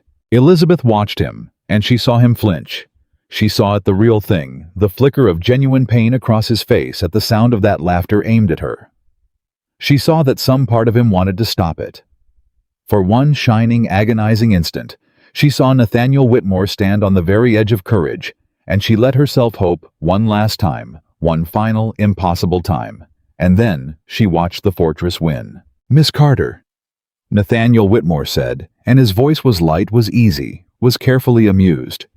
"Is a good schoolteacher, nothing more." A small, dismissive smile. "She's a sensible woman who does useful work, and I've no doubt she's far too practical to indulge in the sort of fancy you describe, Mrs. Doyle. I think the county's imagination has run away with it. There's nothing between the schoolmistress and myself but the school. She's an excellent servant to this community." He let the word servant land. "And I'd thank the county to leave the poor woman be and stop making sport of her. She's earned better than to be a source of amusement." It was meant kindly. That was the horror of it. In his own cold, careful way, he thought he was defending her, telling the county to stop laughing, calling her excellent, insisting she be left in peace. He truly believed as he said it that he was being generous. He did not understand what he had done. He had been handed the chance to say, "I see her. She matters. She is not beneath me." And instead, he had said, "Servant." He had said nothing between us. He had said far too practical to indulge in such fancy, had stood in front of 200 people and declared gently, kindly, absolutely, that the idea of Elizabeth Carter loving him was so absurd that no sensible woman would even entertain it. He had not defended her. He had erased her. He had taken the truest thing in her heart, the love she had carried in silence for a year and a half, through mud and fever and public shame, and he had held it up before the whole county and called it a thing too foolish to be real. And the county, satisfied, laughed one more time, a warmer laugh now, an approving one, and moved on. And the fiddle struck up again, and Margaret Doyle beamed at her small, vicious triumph, and Vivian Doyle closed her eyes, and no one, not one single person in that great bright hall, thought to wonder whether the school teacher herself might be somewhere close enough to hear. Behind the marble column, Elizabeth Carter did not move. She did not gasp. She did not weep. She had trained herself out of it years ago, and the training held now when she needed it most. She simply stood very still in her borrowed apron and felt something inside her that had been alive and hoping for a year and a half go quietly, completely, permanently still. "Now I know," she thought. It was strange how quiet it was. She had expected the knowing to feel like breaking. Instead, it felt like a door closing in a far-off room, soft and final, and almost a relief. For a year and a half she had hoped, and hoping had been a kind of low constant ache, a wanting with no place to put itself, exactly as Widow Halloran had named it. And now the hoping was over. Now there was nothing to wait for, nothing to wonder, nothing to build a fragile future on. There was only the truth, plain and clean as winter light. He does not see me. He has never seen me. and he never will. She thought of Widow Halloran, 3 days in the ground before she'd even come here. You put yourself where the choosing is public, and you watch what he does. And if he doesn't, you promise me, Lizzie. You go. You don't wait. You don't give him a second chance to break your heart. I promise, Elizabeth had said. She was a woman who kept her promises.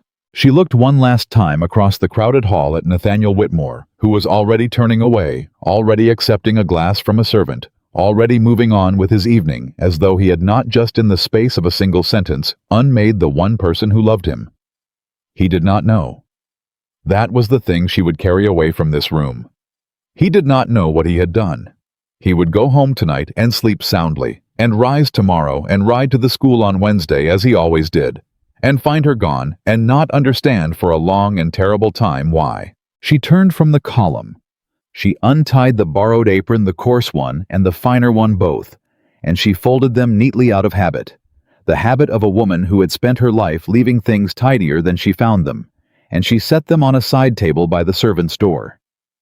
And then Elizabeth Carter walked out of the great hall of the Doyle house unnoticed, unseen, one more invisible woman slipping through a servant's door exactly as she had come.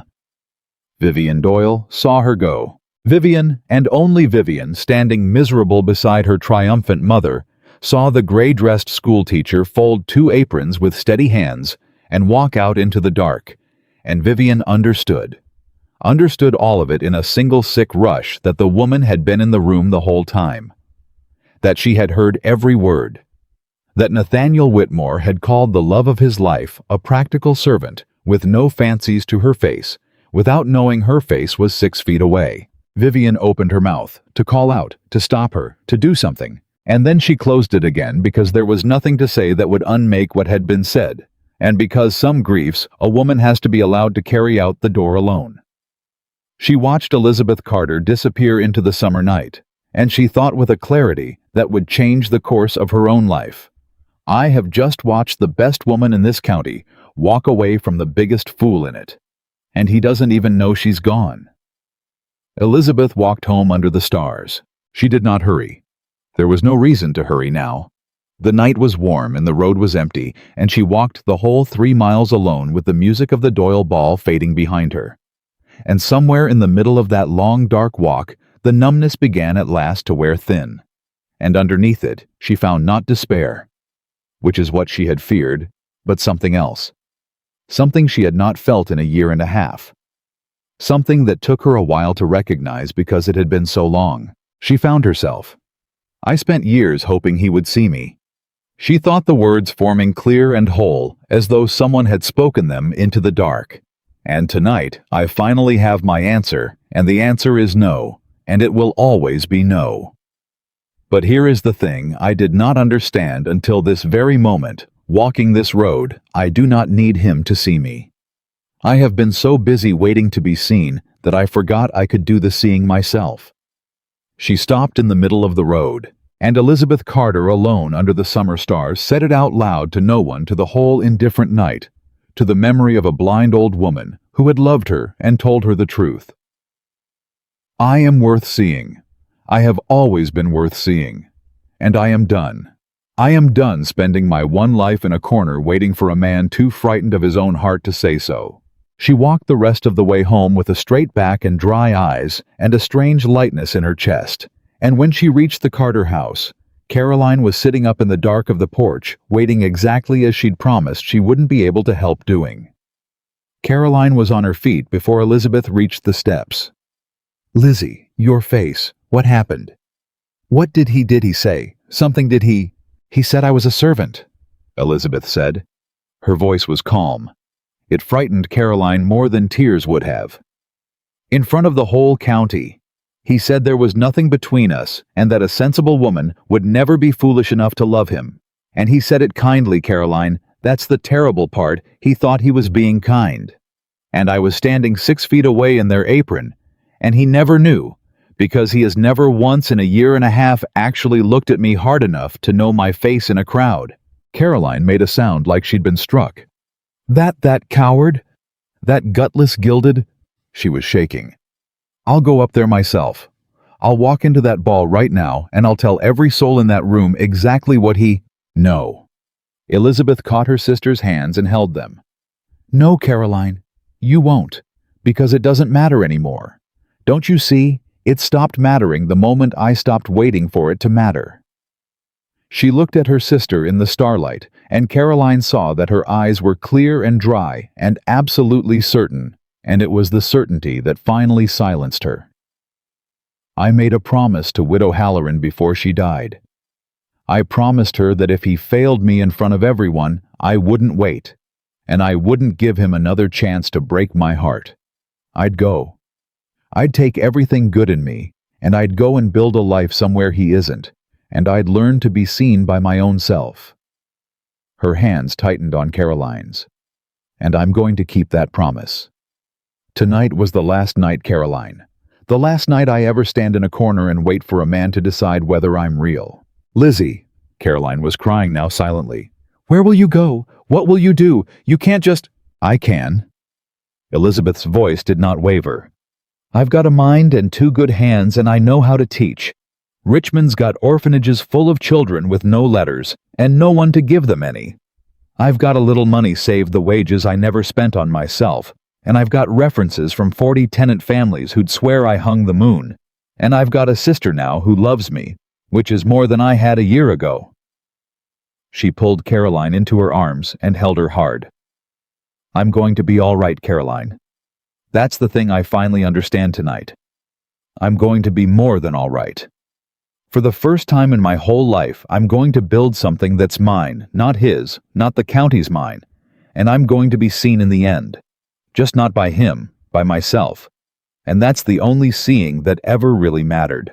She let her sister go, and she looked up at the stars over the Carter house, the house she had grown up invisible in, and she felt no bitterness at all.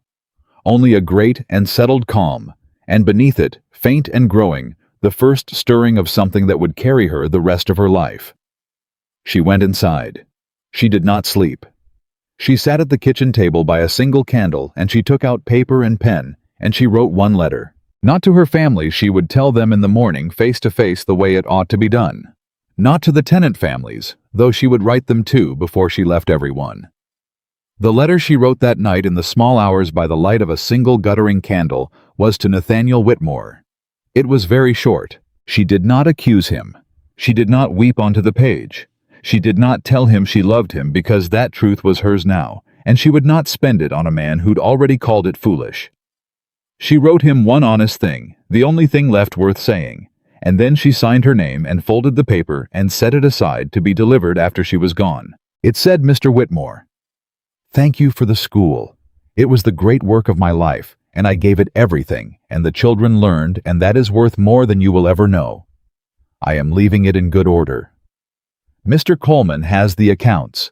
I spent years hoping you would see me.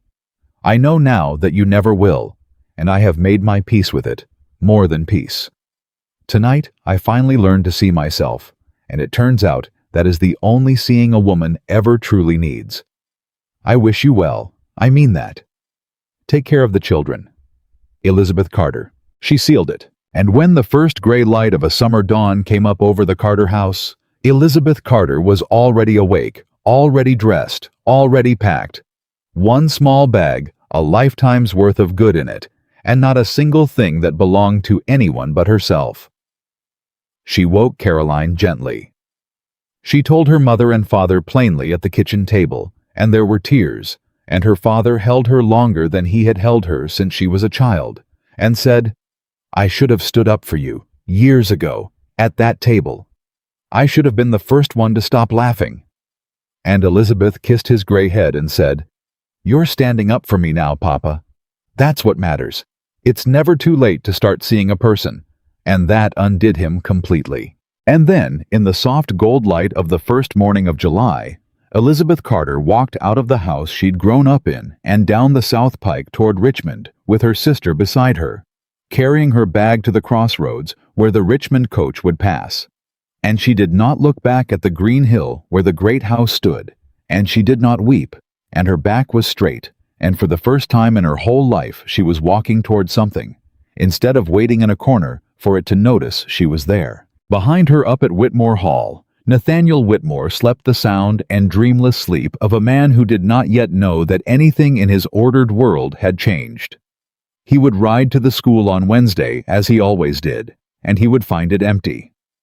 He found it empty on Wednesday exactly as she had known he would. Nathaniel Whitmore rode down from the great house that afternoon, the way he had every Wednesday since September, easy in the saddle, thinking of nothing in particular, expecting the low, warm sound of 40 children reciting their sums to reach him before he'd even cleared the last bend. It did not reach him. He noticed at first the silence and thought nothing of it.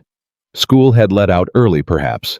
And then he came around the bend and saw the building sitting quiet in the July heat, with its door shut and its windows dark, and no smoke from the little stove chimney, and no children in the yard, and something in his chest went cold before his mind had caught up to why. He dismounted. He tried the door. It was not locked. She had never once locked it. She'd said a school ought never turn a child away, and it swung open on a room that was clean and swept and utterly abandoned. The slates were stacked in neat towers. The children's readers were shelved in perfect order. Her chalk was lined up on the sill, smallest to largest. Everything was in its place. Every single thing the whole room left tidier than he had ever seen it.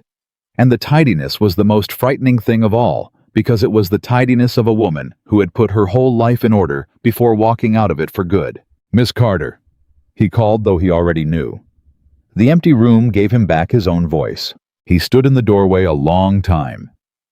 And then he saw the letter on the desk.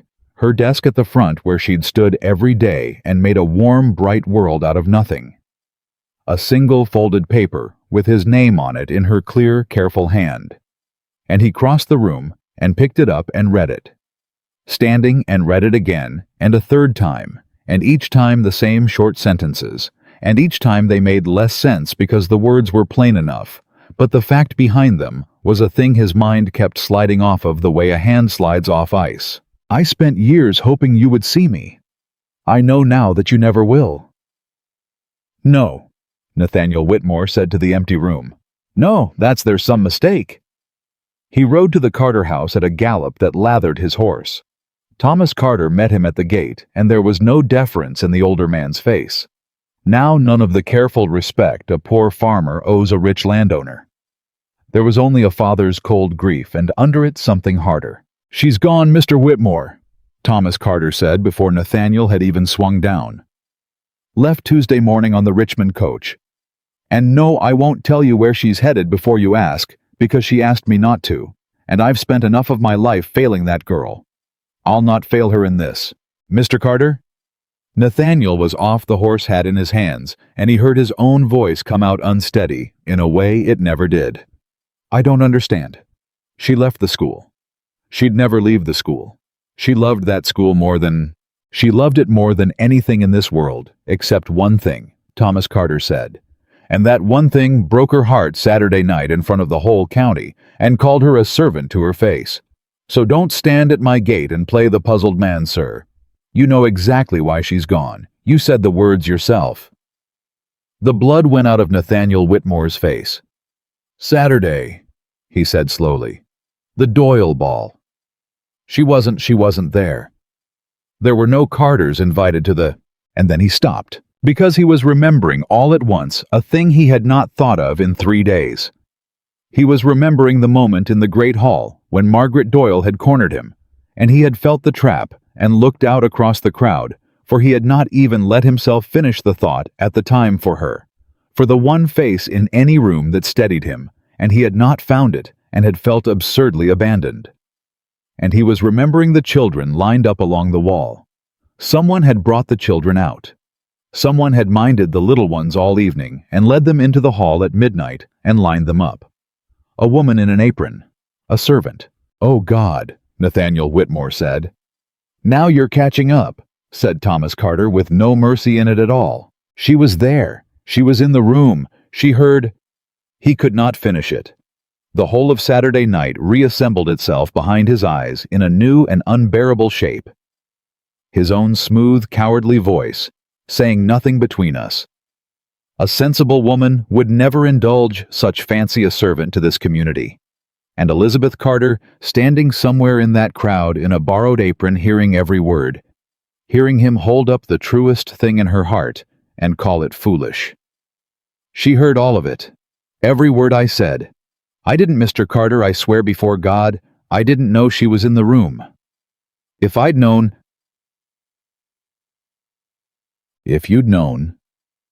Thomas Carter's voice was very quiet and very terrible. That's the whole of it, isn't it, sir? If you'd known she was listening, you'd have said something different. Which means the pretty words a man says depend on who's standing close enough to hear him. My girl's worth defending when it's convenient, and worth nothing when it's not. He shook his head slowly. You want to know the thing that'll haunt you, Mr. Whitmore. It's not that you didn't love her. Maybe you did in your way. It's that she was in that room 6 feet from you, and you looked right across her and didn't see her. Same as you've been doing for a year and a half. She could have been standing at your elbow, and you'd have asked a servant where the Carter girl had got to. He turned toward his house. Go home, sir.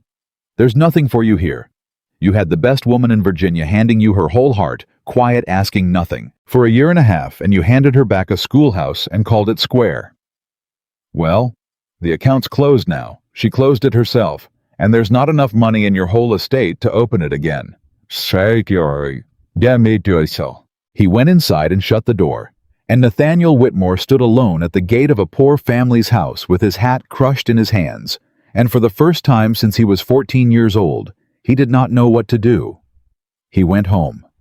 He did not sleep that night, or the next, and in the days that followed, Nathaniel Whitmore began slowly to discover the true dimensions of what he had lost, not all at once, but piece by piece, the way a man discovers the size of a hole in the dark by walking into its edges, one after another. He discovered it first at the school itself. He rode down Thursday morning, meaning to find a replacement teacher. Some sensible arrangement, some way to keep the thing running, and found 40 children and a dozen mothers already gathered in the yard waiting. The children silent and confused. The mothers grim. And when he said he would find a new teacher, a good one, the very best one of the mothers, Amos Fenn's mother, he would learn her name was Ruth, stepped forward and said, "You don't understand, sir. It ain't the teaching. Anybody can teach letters. It's that she knew them. Every one. She knew my Amos gets his sums backward when he's tired and needs them slow. She knew the deacon girl can't see the far wall and sat her up front. She knew which children come to school without breakfast and kept bread in her own desk and never let on so they wouldn't be shamed in front of the others." Ruth Fenn's voice shook. "You can hire a teacher, Mr. Whitmore. You can't hire that. That wasn't a job to her. That was love. And you don't replace love with a wage." Nathaniel Whitmore stood in the schoolyard and had no answer. He discovered it next in the accounts. He had Coleman bring him Elizabeth's ledgers, thinking to settle whatever was owed, and he sat up half a night reading them, and what he found there took the ground out from under him. Because the ledgers told a story the woman herself had never told a soul. $4 a month on bread and slates every month out of her own small wage, he had known that. But there was more. There was a column of names, and beside each name a note, and the notes were a record of quiet mercies, stretching back to the school's first week. The Pruitt boy, no shoes bought pair, told him found them. Widow Cole behind on rent, paid $2 anonymous through Coleman, do not tell. Deacon family, father's arm broke, cannot work. Sent flour weekly, said it was surplus from the school. Page after page of it. A whole secret economy of kindness, run for months out of the wages of a woman who mended her one good dress 4 times rather than spend $1 on herself. "Coleman," Nathaniel said, his voice hoarse. "Did you know about this?" "Some of it, sir. She swore me to secrecy on the parts that came through me. She was giving away money she didn't have, to people who never knew it came from her." "Yes, sir. Why would a person—" He stopped because he heard how the question sounded, and he was ashamed of it. A year ago, he would have asked it and meant it genuinely, not understood why a person gives without being seen to give, without collecting the debt, without closing the account square. He had spent his whole life keeping ledgers, and here was a woman who had spent hers tearing them up. "She never let anyone thank her," he said slowly. "Not once. She arranged it so no one could ever thank her. No, sir, because thanks would have made it a transaction, Nathaniel said, understanding it as he said it, understanding her as he said it, a year and a half too late. And she didn't want a transaction. She wanted them to be all right. That was the whole of it. She wanted them to be all right, and she didn't care whether they ever knew it was her. He put his hand over his eyes. My God, Coleman, I built her a school and doubled her wage and thought I was generous. And she was doing this whole time. And I never once thought to ask what she did with her days, or her money, or her heart. I saw the school. I saw the reading scores. I never once saw her. Coleman was quiet a moment. Then he said gently, because he had earned the right to say it, I told you so, sir. Back in February. I told you the one thing that woman needed was to be seen, and it was the one thing you kept refusing to give. I take no pleasure in having been right. I know you did. She's a better bookkeeper than I am, besides, Coleman added softer. Look at that hand. Look at how she kept those columns. There's not a mistake in 11 months. I've been keeping the Whitmore accounts 30 years, and I've never seen a cleaner ledger. He set the book down. You lost a rare woman, sir. I hope you'll forgive an old servant for saying it plain, since plainness is the only gift I've got left to give you. You lost her because you're your father's son. He taught you to keep the fortress, and a fortress keeps everyone out, sir. The enemies and the one friend both. The word father landed hard, because Coleman was right and Nathaniel knew he was right, and in the long, sleepless nights that followed, he found himself thinking about his father more than he had in 20 years. The cold man who had raised him on rules after his mother died. Folks want things from you, boy. Every last one of them. You learn to give orders and you never let a soul see inside because the inside is where they get you. He had built his whole life on that single lesson. He had made himself into exactly the fortress his father had wanted, impregnable, untouchable, alone. And it had worked. No one had ever gotten inside, no one had ever hurt him, and no one had ever loved him either, except a poor girl who'd asked for nothing. And he'd been so well fortified against being wanted that he hadn't even noticed he was being loved. The house began to feel it too. That was the strangest part, and the part he could least have predicted. Whitmore Hall had always been quiet. He'd called it peaceful once, and now the quiet had teeth. He'd ride out in the mornings and pass the school sitting empty and feel it like a missing tooth his tongue kept finding. He'd sit at his great table alone at supper, as he had 10,000 times, and for the first time in his life, the solitude that he had worn like armor felt like exactly what it was, which was loneliness, and had always been loneliness, and he had simply never had anything to compare it to, until a woman in a gray dress had shown him without ever meaning to what warmth felt like, and then taken it away. He heard through the county the small aftershocks of her leaving. He heard that the tenant families had held a kind of meeting, 40 of them, and drawn up a letter of thanks to send after her to Richmond, and that every family had signed it, and the ones who couldn't write had made their mark, and Ruth Fenn had carried the thing 3 miles to the coach road herself to see it posted. He heard that Vivian Doyle of all people had quarreled so violently with her mother the night of the ball that she had left the Doyle house the next week to stay with an aunt in Williamsburg, and that she'd told the aunt, and the aunt had told the county that she'd rather die a spinster than marry a man who'd humiliated the finest woman in Virginia to her face. He heard that the Reverend Ames, his stipend cut, and his standing shaken, had preached a strange and halting sermon on the sin of judging by appearances, and that no one quite knew what to make of it. And he heard worst of all from Caroline Carter, who came to Whitmore Hall. She came unannounced on a hot afternoon in late July, and Coleman tried to turn her away, and she would not be turned. And finally, Nathaniel heard the raised voices, and came out himself, and said, "Let her in." Coleman. And Caroline Carter walked into the great cold hall of Whitmore Hall and looked at him with her sister's eyes in a harder face. "I didn't come to forgive you," she said. "I want that clear. I came because there's a thing you ought to know, and my sister's too kind to have told you, and I'm not kind, so I will. Miss Carter, please, anything. If there's any way I can—" "There's no way you can anything. She's gone, and she's staying gone, and you'll not find her through me." Caroline's chin was up exactly the way Elizabeth's went up.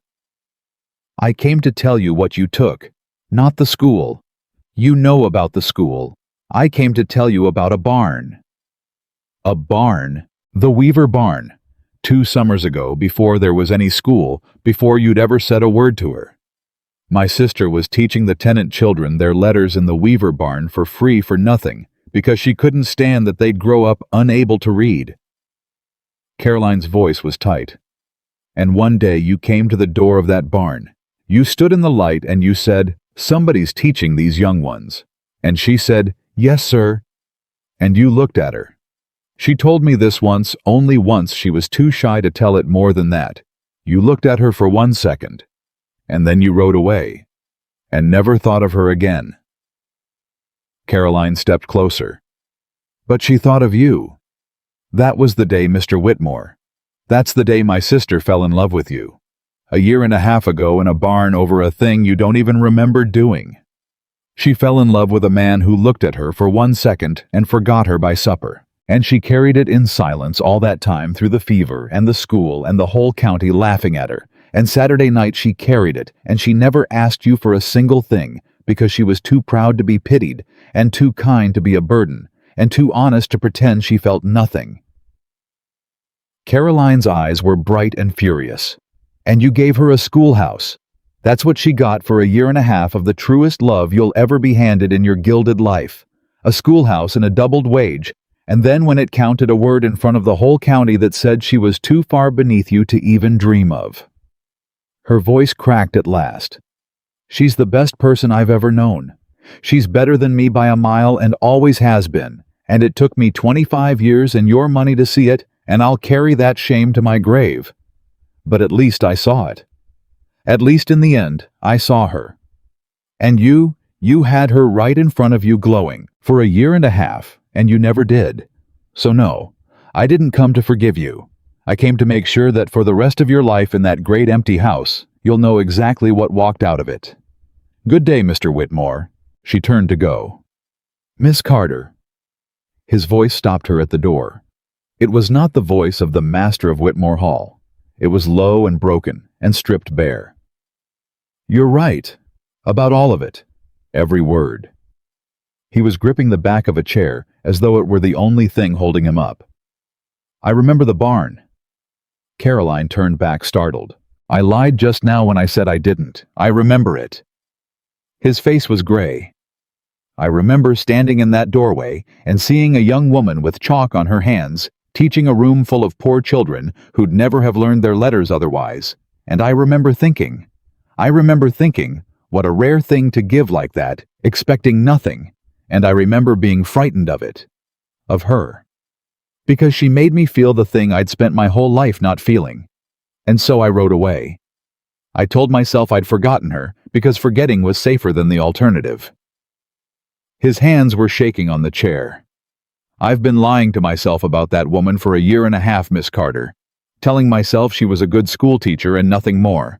Telling myself the warmth I felt near her was approval, respect, and employer satisfaction. Anything but the truth. Because the truth was that a poor girl with chalk on her hands was the only person alive who ever made me want to open the door. I've kept shut since I was 14, and I was too much my father's son, too much a coward to open it. So I said servant, in front of everyone, to keep the door shut one more day. He looked up at her, and there were tears on the face of the richest man in Virginia, and he made no move to hide them. I don't want your forgiveness. You're right that I've no claim to it. I only want you to know that you're not telling me anything I don't already know. I've known it since Wednesday. I'll know it every day for the rest of my life. I lost her, and I lost her because I was a coward, and there is no ledger in the world that balances that account. Caroline stared at him for a long moment. And then, because she was Elizabeth's sister after all, because kindness ran in that family, even when it wasn't wanted, she said more quietly, Then do something about it. There's nothing to, not for her. It's too late for her, and maybe that's how it should be. Do something for you. Caroline's voice had lost its fury. You want to stop being your father's son? Then stop. You've got a whole county full of people my sister loved. 40 families, 40 children with no teacher.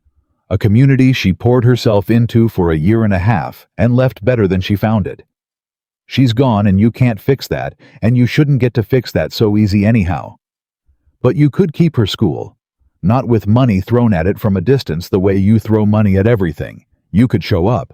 You could learn those children's names the way she did. You could be for 1 hour a week the man she saw in that barn instead of the coward who called her a servant. She opened the door. She used to say the greatest tragedy in the world isn't being unloved. It's being surrounded by people who never take the time to truly see you. Well, she's not here to be seen anymore, but those children are. And you could start seeing them. It's the only apology she'd ever have wanted, and she'll never even know you made it, and that's exactly why it'd be worth something. Good day, Mr. Whitmore.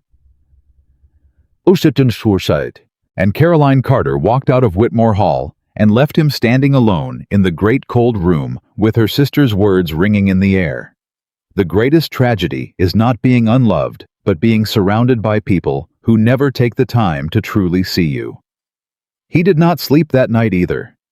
But in the morning, something in Nathaniel Whitmore had changed. He rode to the school, and this time he did not go to close it or to find a replacement or to throw money at it from a distance. He went and stood in the yard where 40 children were milling about lost and teacherless, and he took off his hat and he said, "I don't know how to do this. I've never taught a soul anything in my life. But there's a woman who built this place out of nothing but her own good heart, and she'd not want it to close. So I'm going to try. And I'll need help." Ruth Fenn. I'm told you know these children better than anyone. Will you help me? Will you all help me keep it going? Ruth Fenn looked at the richest man in Virginia, standing hat in hand, in a schoolyard, asking a tenant woman for help, and something in her hard face shifted. You mean to actually come, sir, not just pay for it. Come, learn their names, do the work. I mean to try, Nathaniel said. I'll likely be terrible at it, but I mean to try, and I mean to keep trying, and I'll not stop. He paused. It's a poor apology. She'll never even hear it. But it's the only true thing I've got left to offer, and I'd rather offer it and fail than keep that door shut one more day. And so the richest man in Virginia began that August to teach school. He was, as he'd predicted, terrible at it. He was stiff and awkward, and the children were frightened of him for the first week, and he confused their names and lost his place in the readers, and once made a small girl cry without meaning to. But he came back. Every day. That was the thing Ruth Fenn watched and reported back to the whole Tennant County and could hardly believe he came back. He learned the names. He learned that Amos Fenn got his sums backward when he was tired. He learned that the deacon girl couldn't see the far wall and moved her up front and felt something crack open in his chest when he did it, because it was exactly what she had written in her ledger, and he was walking in her footsteps now, learning her kindnesses one at a time, a year and a half too late. He kept bread in the desk drawer for the children who came without breakfast and never let on so they wouldn't be shamed. He paid the widow Cole's rent anonymous through Coleman. He did all of it the way she had done it, quietly, invisibly, expecting no thanks, collecting no debt, and he understood doing it. At last, the thing he had asked Coleman in bewilderment weeks before. Why would a person give like that? He understood now. Because it was the only kind of giving that was really love. Because a gift you collect on isn't a gift, it's a purchase. Because she had known that all along in her bones, and he had needed to lose her to learn it. And in the learning, the fortress began brick by brick to come down. By September, a full year after she'd first stood at the front of that room with chalk in her hand, Nathaniel Whitmore was a different man, and the county knew it, and could hardly credit it. The cold landowner, who'd never so much as smiled at a tenant, now knew 40 children by name, and their mothers besides. He'd reopened 3 things her leaving had closed, and started 2 she'd never had the money to start. He'd become, without ever intending it, the guardian of everything Elizabeth Carter had loved. And he was beneath all of it more alone than he had ever been in his life, and more awake to it because she had taught him by leaving what the loneliness had cost him all along. He kept her letter in his breast pocket. He read it most nights. I spent years hoping you would see me. I know now that you never will, and I have made my peace with it. Tonight I finally learned to see myself. I see you now, he said to the empty room most nights to a woman 100 miles away who would never hear it. It's too late, and I've no right, and you're better off without me, and I know all of that. But I see you now, Elizabeth. I see you now. He did not know where she was. He had sworn not to look for her, had promised himself that much, that he would not go chasing after the woman he'd wronged, would not make her leaving about his own need to be forgiven. If she wanted a life without him in it, she'd earned it, and the least he could do was let her have it clean. But the county is a small place, and word travels, and one raw morning. In the first week of October, Coleman came into the schoolroom where Nathaniel was hearing the children's letters, and stood at the back with a strange look on his face, and waited until the lesson was done, and then said quietly, "Sir, a letter came. From Richmond. It's not from her, but it's about her." He held it out, and his hand was not quite steady. "I think you'd best read it alone, sir." He read it alone, as Coleman had said in the empty schoolroom after the children had gone. It was from a woman named Mrs. Adelaide Pruitt, who ran a charity for orphaned children in Richmond, and it was addressed not to Nathaniel, but to the tenant families of the Whitmore Rows, forwarded on because the writer had not known where else to send it. And it said that a Miss Elizabeth Carter had come to their door in July with nothing but a small bag and a stack of references, and had asked for work, teaching the orphans their letters, and that she had in 3 short months transformed the place that children who had been given up on were reading, that a woman half the city had written off as unteachable, had learned her sums, that Miss Carter worked from dawn past dark, and asked for almost nothing, and gave everything. And then the letter said the thing that had made Coleman's hand shake. It said Miss Carter had fallen ill. A fever had come through the Richmond poorhouses in September. The letter said the same kind of summer fever she'd once nursed on the Whitmore land, and Elizabeth Carter had spent 3 weeks nursing the sick orphan children through it, sitting up nights the way she'd once sat up with a boy named Amos, and she had brought them all through it, every one, and then worn down to nothing. She had caught it herself. She was very ill. The doctors were not certain. Mrs. Pruitt was writing to the tenant families because Miss Carter, in her fever, kept speaking of them, kept speaking of the children of the Whitmore Rows, of a boy named Amos, of a school she'd built, and Mrs. Pruitt thought her people ought to know that the woman who'd loved them was fighting for her life 100 miles away and might not win. Nathaniel Whitmore was on his horse before he had finished the letter. He did not go home. He did not pack. He did not tell Coleman to ready a carriage or send word ahead, or do any of the sensible, ordered things a man in his position would do. He rode. He rode out of the schoolyard and onto the Richmond road at a gallop, hatless, coatless. The letter crushed in his fist, and he rode the whole 100 miles the way a man rides when the only thing left in the world is at the other end of the road, and every minute might be the minute it slips away. He rode through the night. He changed horses twice at post-inns, throwing money at startled hostlers and not waiting for change. He did not eat. He did not sleep. And somewhere in the black middle of that ride, on a lonely stretch of road, with the stars cold overhead, the last of the fortress came down, the very last stone of it, the deepest one, the one his father had laid when Nathaniel was 14, and standing at a graveside, learning that love was a thing that got taken from you, so you'd best never let yourself feel it. That stone came out on the Richmond road, and behind it, Nathaniel Whitmore found a grief so large and so long delayed that it nearly threw him from the saddle, grief for his mother, and grief for 20 wasted years, and grief most of all for a poor girl with chalk on her hands who had loved him in silence and asked for nothing and might be dying while he rode. "Not her too," he said aloud to the dark, to God, to whoever was listening. "You took my mother, and I let it turn me to stone. Don't you take her too. Let me reach her. Let me reach her, and I'll spend every day I've got left proving I finally learned the thing she tried to teach me. Just let me reach her in time." He reached Richmond at dawn. He found the charity house by asking in the street, a plain brick building with children's washing on the line, and he pounded on the door with a fist that had not stopped shaking since Virginia, and a tired woman opened it, Mrs. Pruitt herself, and looked at the wild, unshaven, hollow-eyed man on her step and said, "We've no room for Ben." "Elizabeth Carter," he said. "Is she? I got the letter, is she? Who are you?" "My name is Nathaniel Whitmore. And here the great man's voice broke entirely. "I'm the fool who let her go. Please tell me I'm not too late." Something in the woman's face shifted recognition, maybe of a name Elizabeth had spoken in her fever, or simply the sight of a grief too raw to be anything but true. And she stepped back and let him in and said, "The fever broke 2 nights ago. She'll live." Nathaniel put his hand against the doorframe and nearly went down. "She's weak as a kitten, and she's got no business seeing anyone. But she'll live, Mr. Whitmore." She studied him. "The question is whether she'll want to see you. Because she spoke your name in the fever, sir, more than once.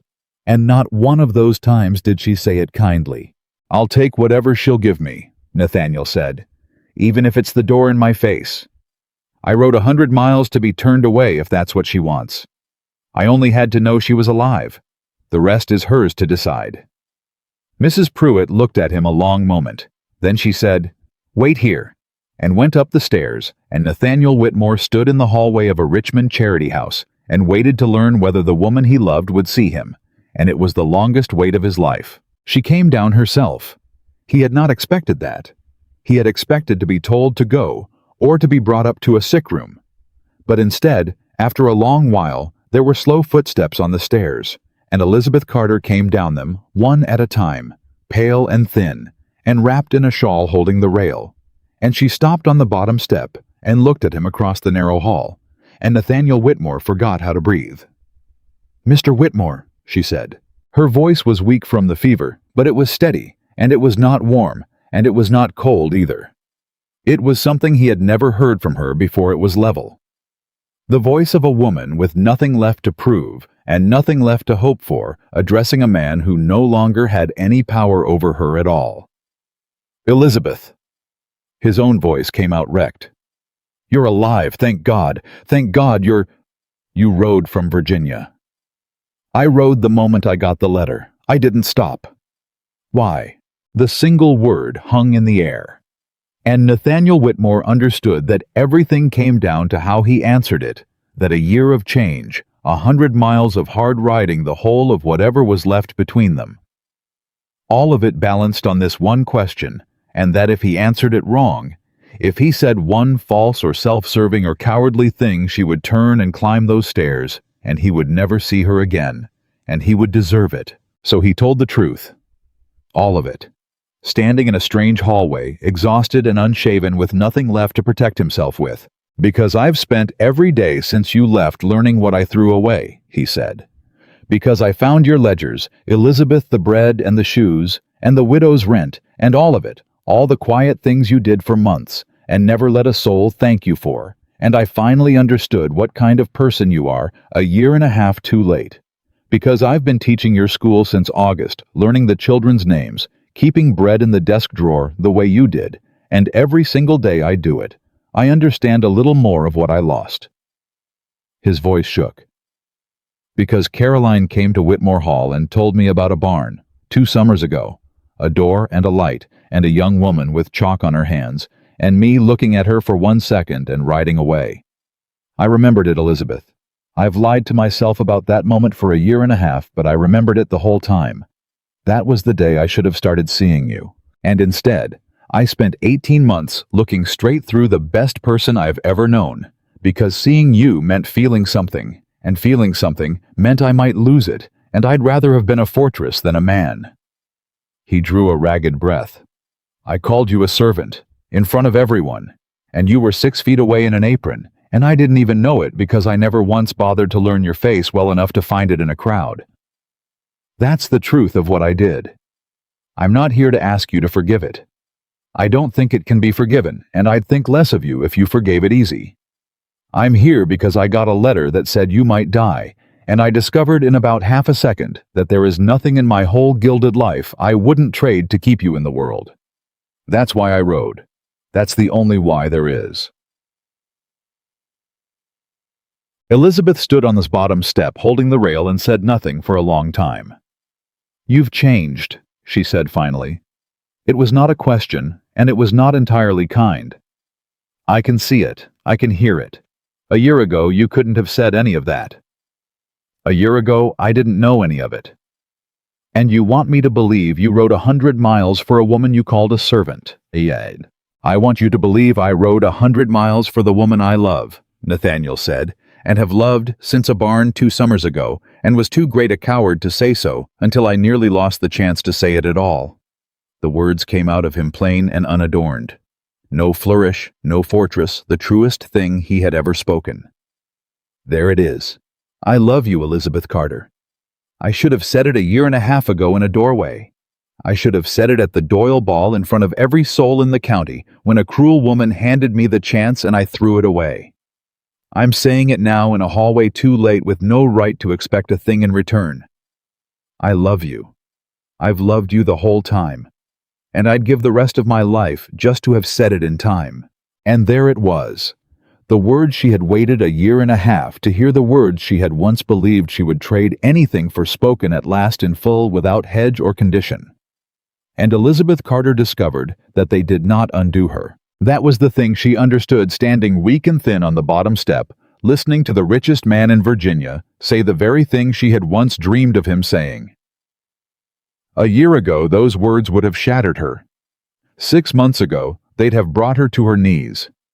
But she had walked out of the Doyle house under the stars and learned to see herself, and she had come to Richmond and built a life out of her own 2 hands.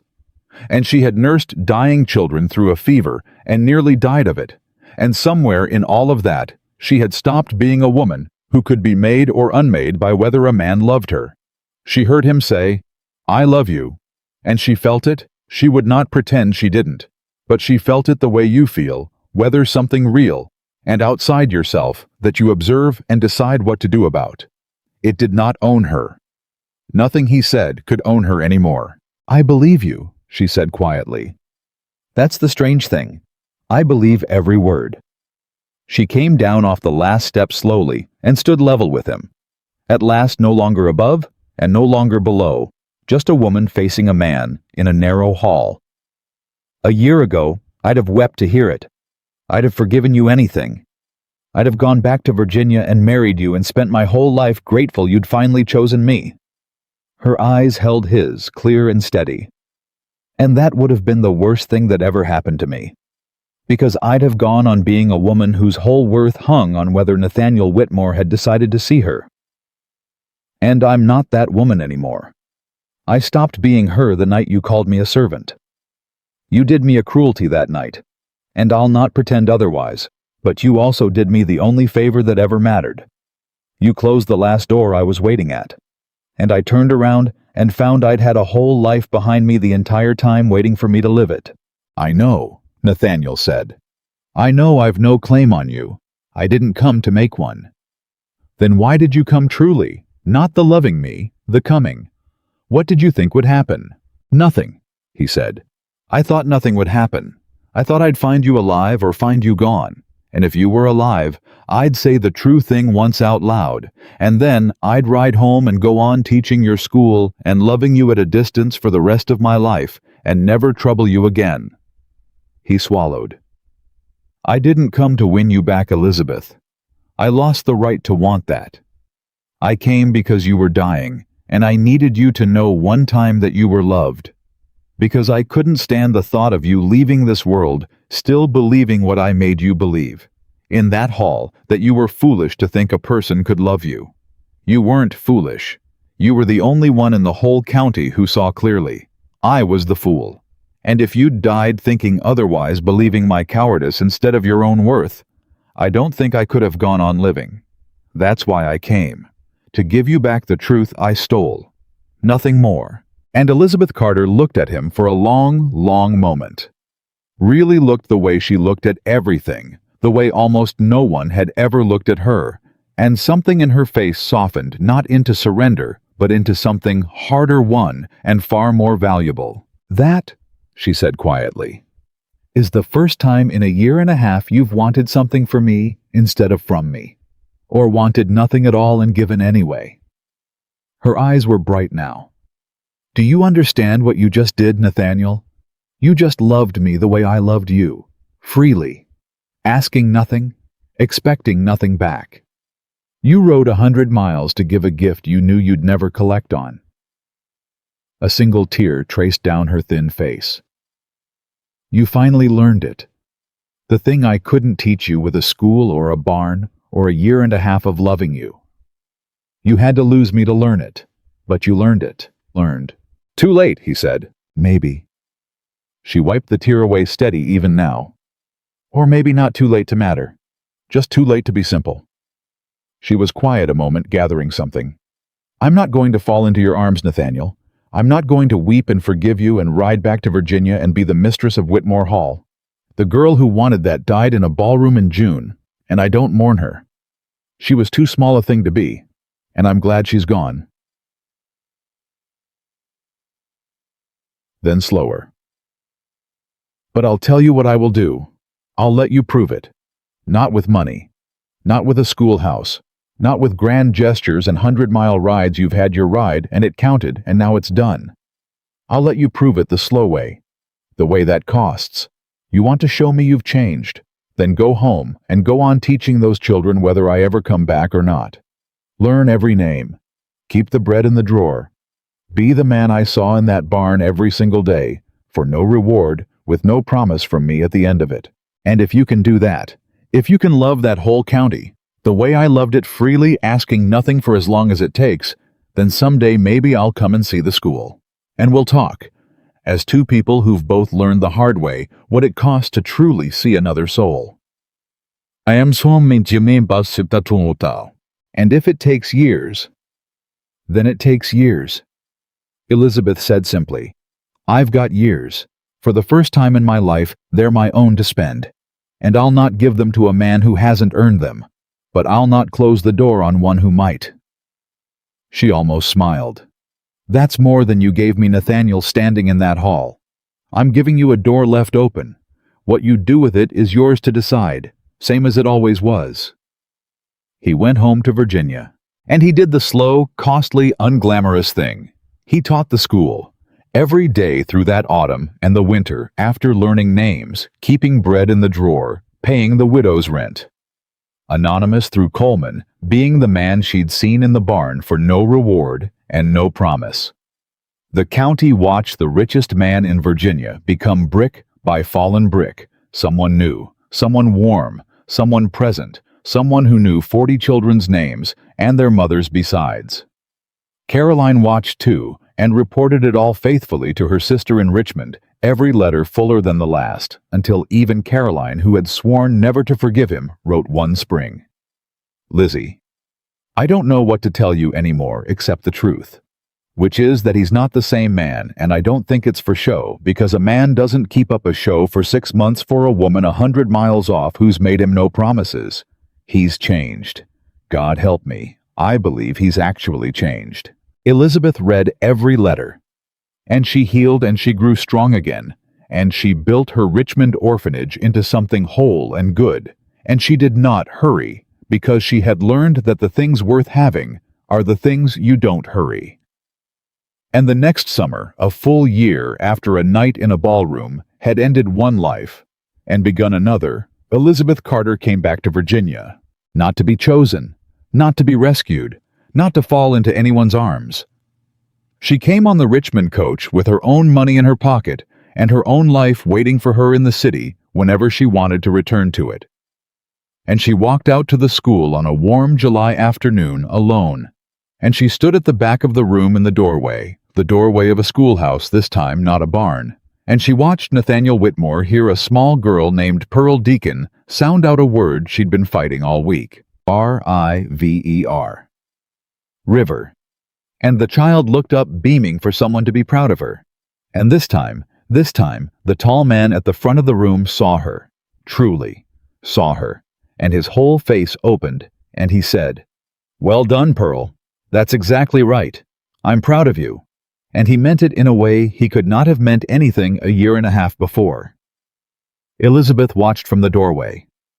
And Nathaniel Whitmore, feeling eyes on him the way a man feels the sun come out, looked up and saw her, He saw her instantly. This time found her face in half a heartbeat, in a doorway, in a crowd of 40, the way he'd failed to find it in the Doyle Hall a year before. And everything in him stopped. The chalk fell from his hand. And he did not run to her, and he did not cry out, and he did not do a single one of the desperate things the old Nathaniel might have done. He simply looked at her across a room full of the children they both loved, and let her see plainly on his open and unguarded face everything he felt, no fortress, no fear, nothing hidden. "Miss Carter," he said. His voice was steady and warm and unashamed. "You've come to see the school." "I have," Elizabeth said. "The children have missed you, every day." A pause. "So have I. Every day. I know." She came into the room slowly, and the children turned, and a murmur went up, and then a cheer. 40 small voices crying, "Miss Carter! Miss Carter's back," and she smiled at them, but her eyes did not leave his. "Caroline wrote me. All of it. The names. The bread. The widow's rent." She stopped a few feet from him. "You did the slow thing, the costly thing, for a whole year, with no promise from me at the end of it. You never asked for a promise. You asked me to love them the way you did, freely, asking nothing." He looked at her. "I found doing it that I'd been asking the wrong question my whole life. I always asked what a person wanted from me.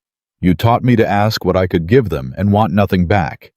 It turns out that's the only thing that was ever worth doing. I'd have gone on teaching this school the rest of my life, whether you came back or not, Elizabeth. That's the truth. Your coming back is a gift I never earned and never expected.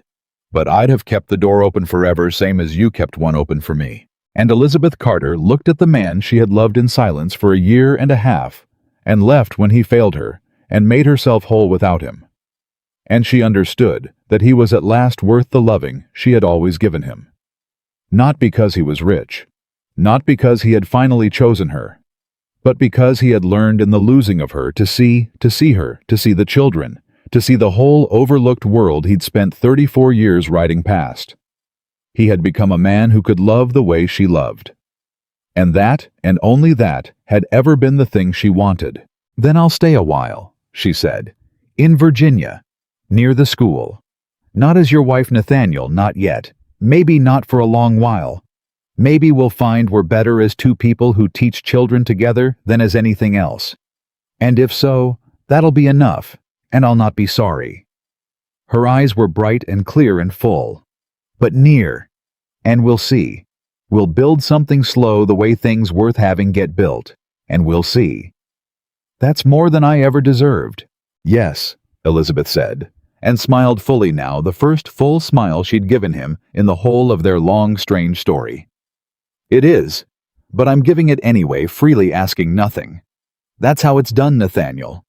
I told you that a long time ago. You just took the long way round to learning it. And so the poor girl, they had all laughed at the girl whose own family had roared when she dared to say she loved the richest man in Virginia, the girl who had vanished one summer dawn and left a great house echoing with everything it had never bothered to see.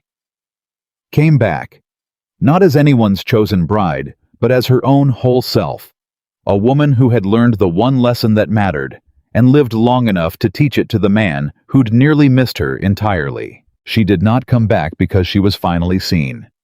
She came back because she had learned to see herself first, and having done that, she was free to choose a man who had at last learned to see her too. And that, in the end, was the whole of it. Not a rescue, not a fortune, not a girl saved by a rich man's love. It was a woman who had walked out of every corner she'd ever been made to stand in, and a man who had torn down every wall he'd ever hidden behind, meeting at last in the middle of a room full of children as equals. Both of them finally fully awake to the truth that the greatest tragedy in this world is not to be unloved. It is to be surrounded by people who never take the time to truly see you. And the greatest triumph is to become a person who sees and to be seen in return, and to know beyond any doubt that you were always, always worth the seeing.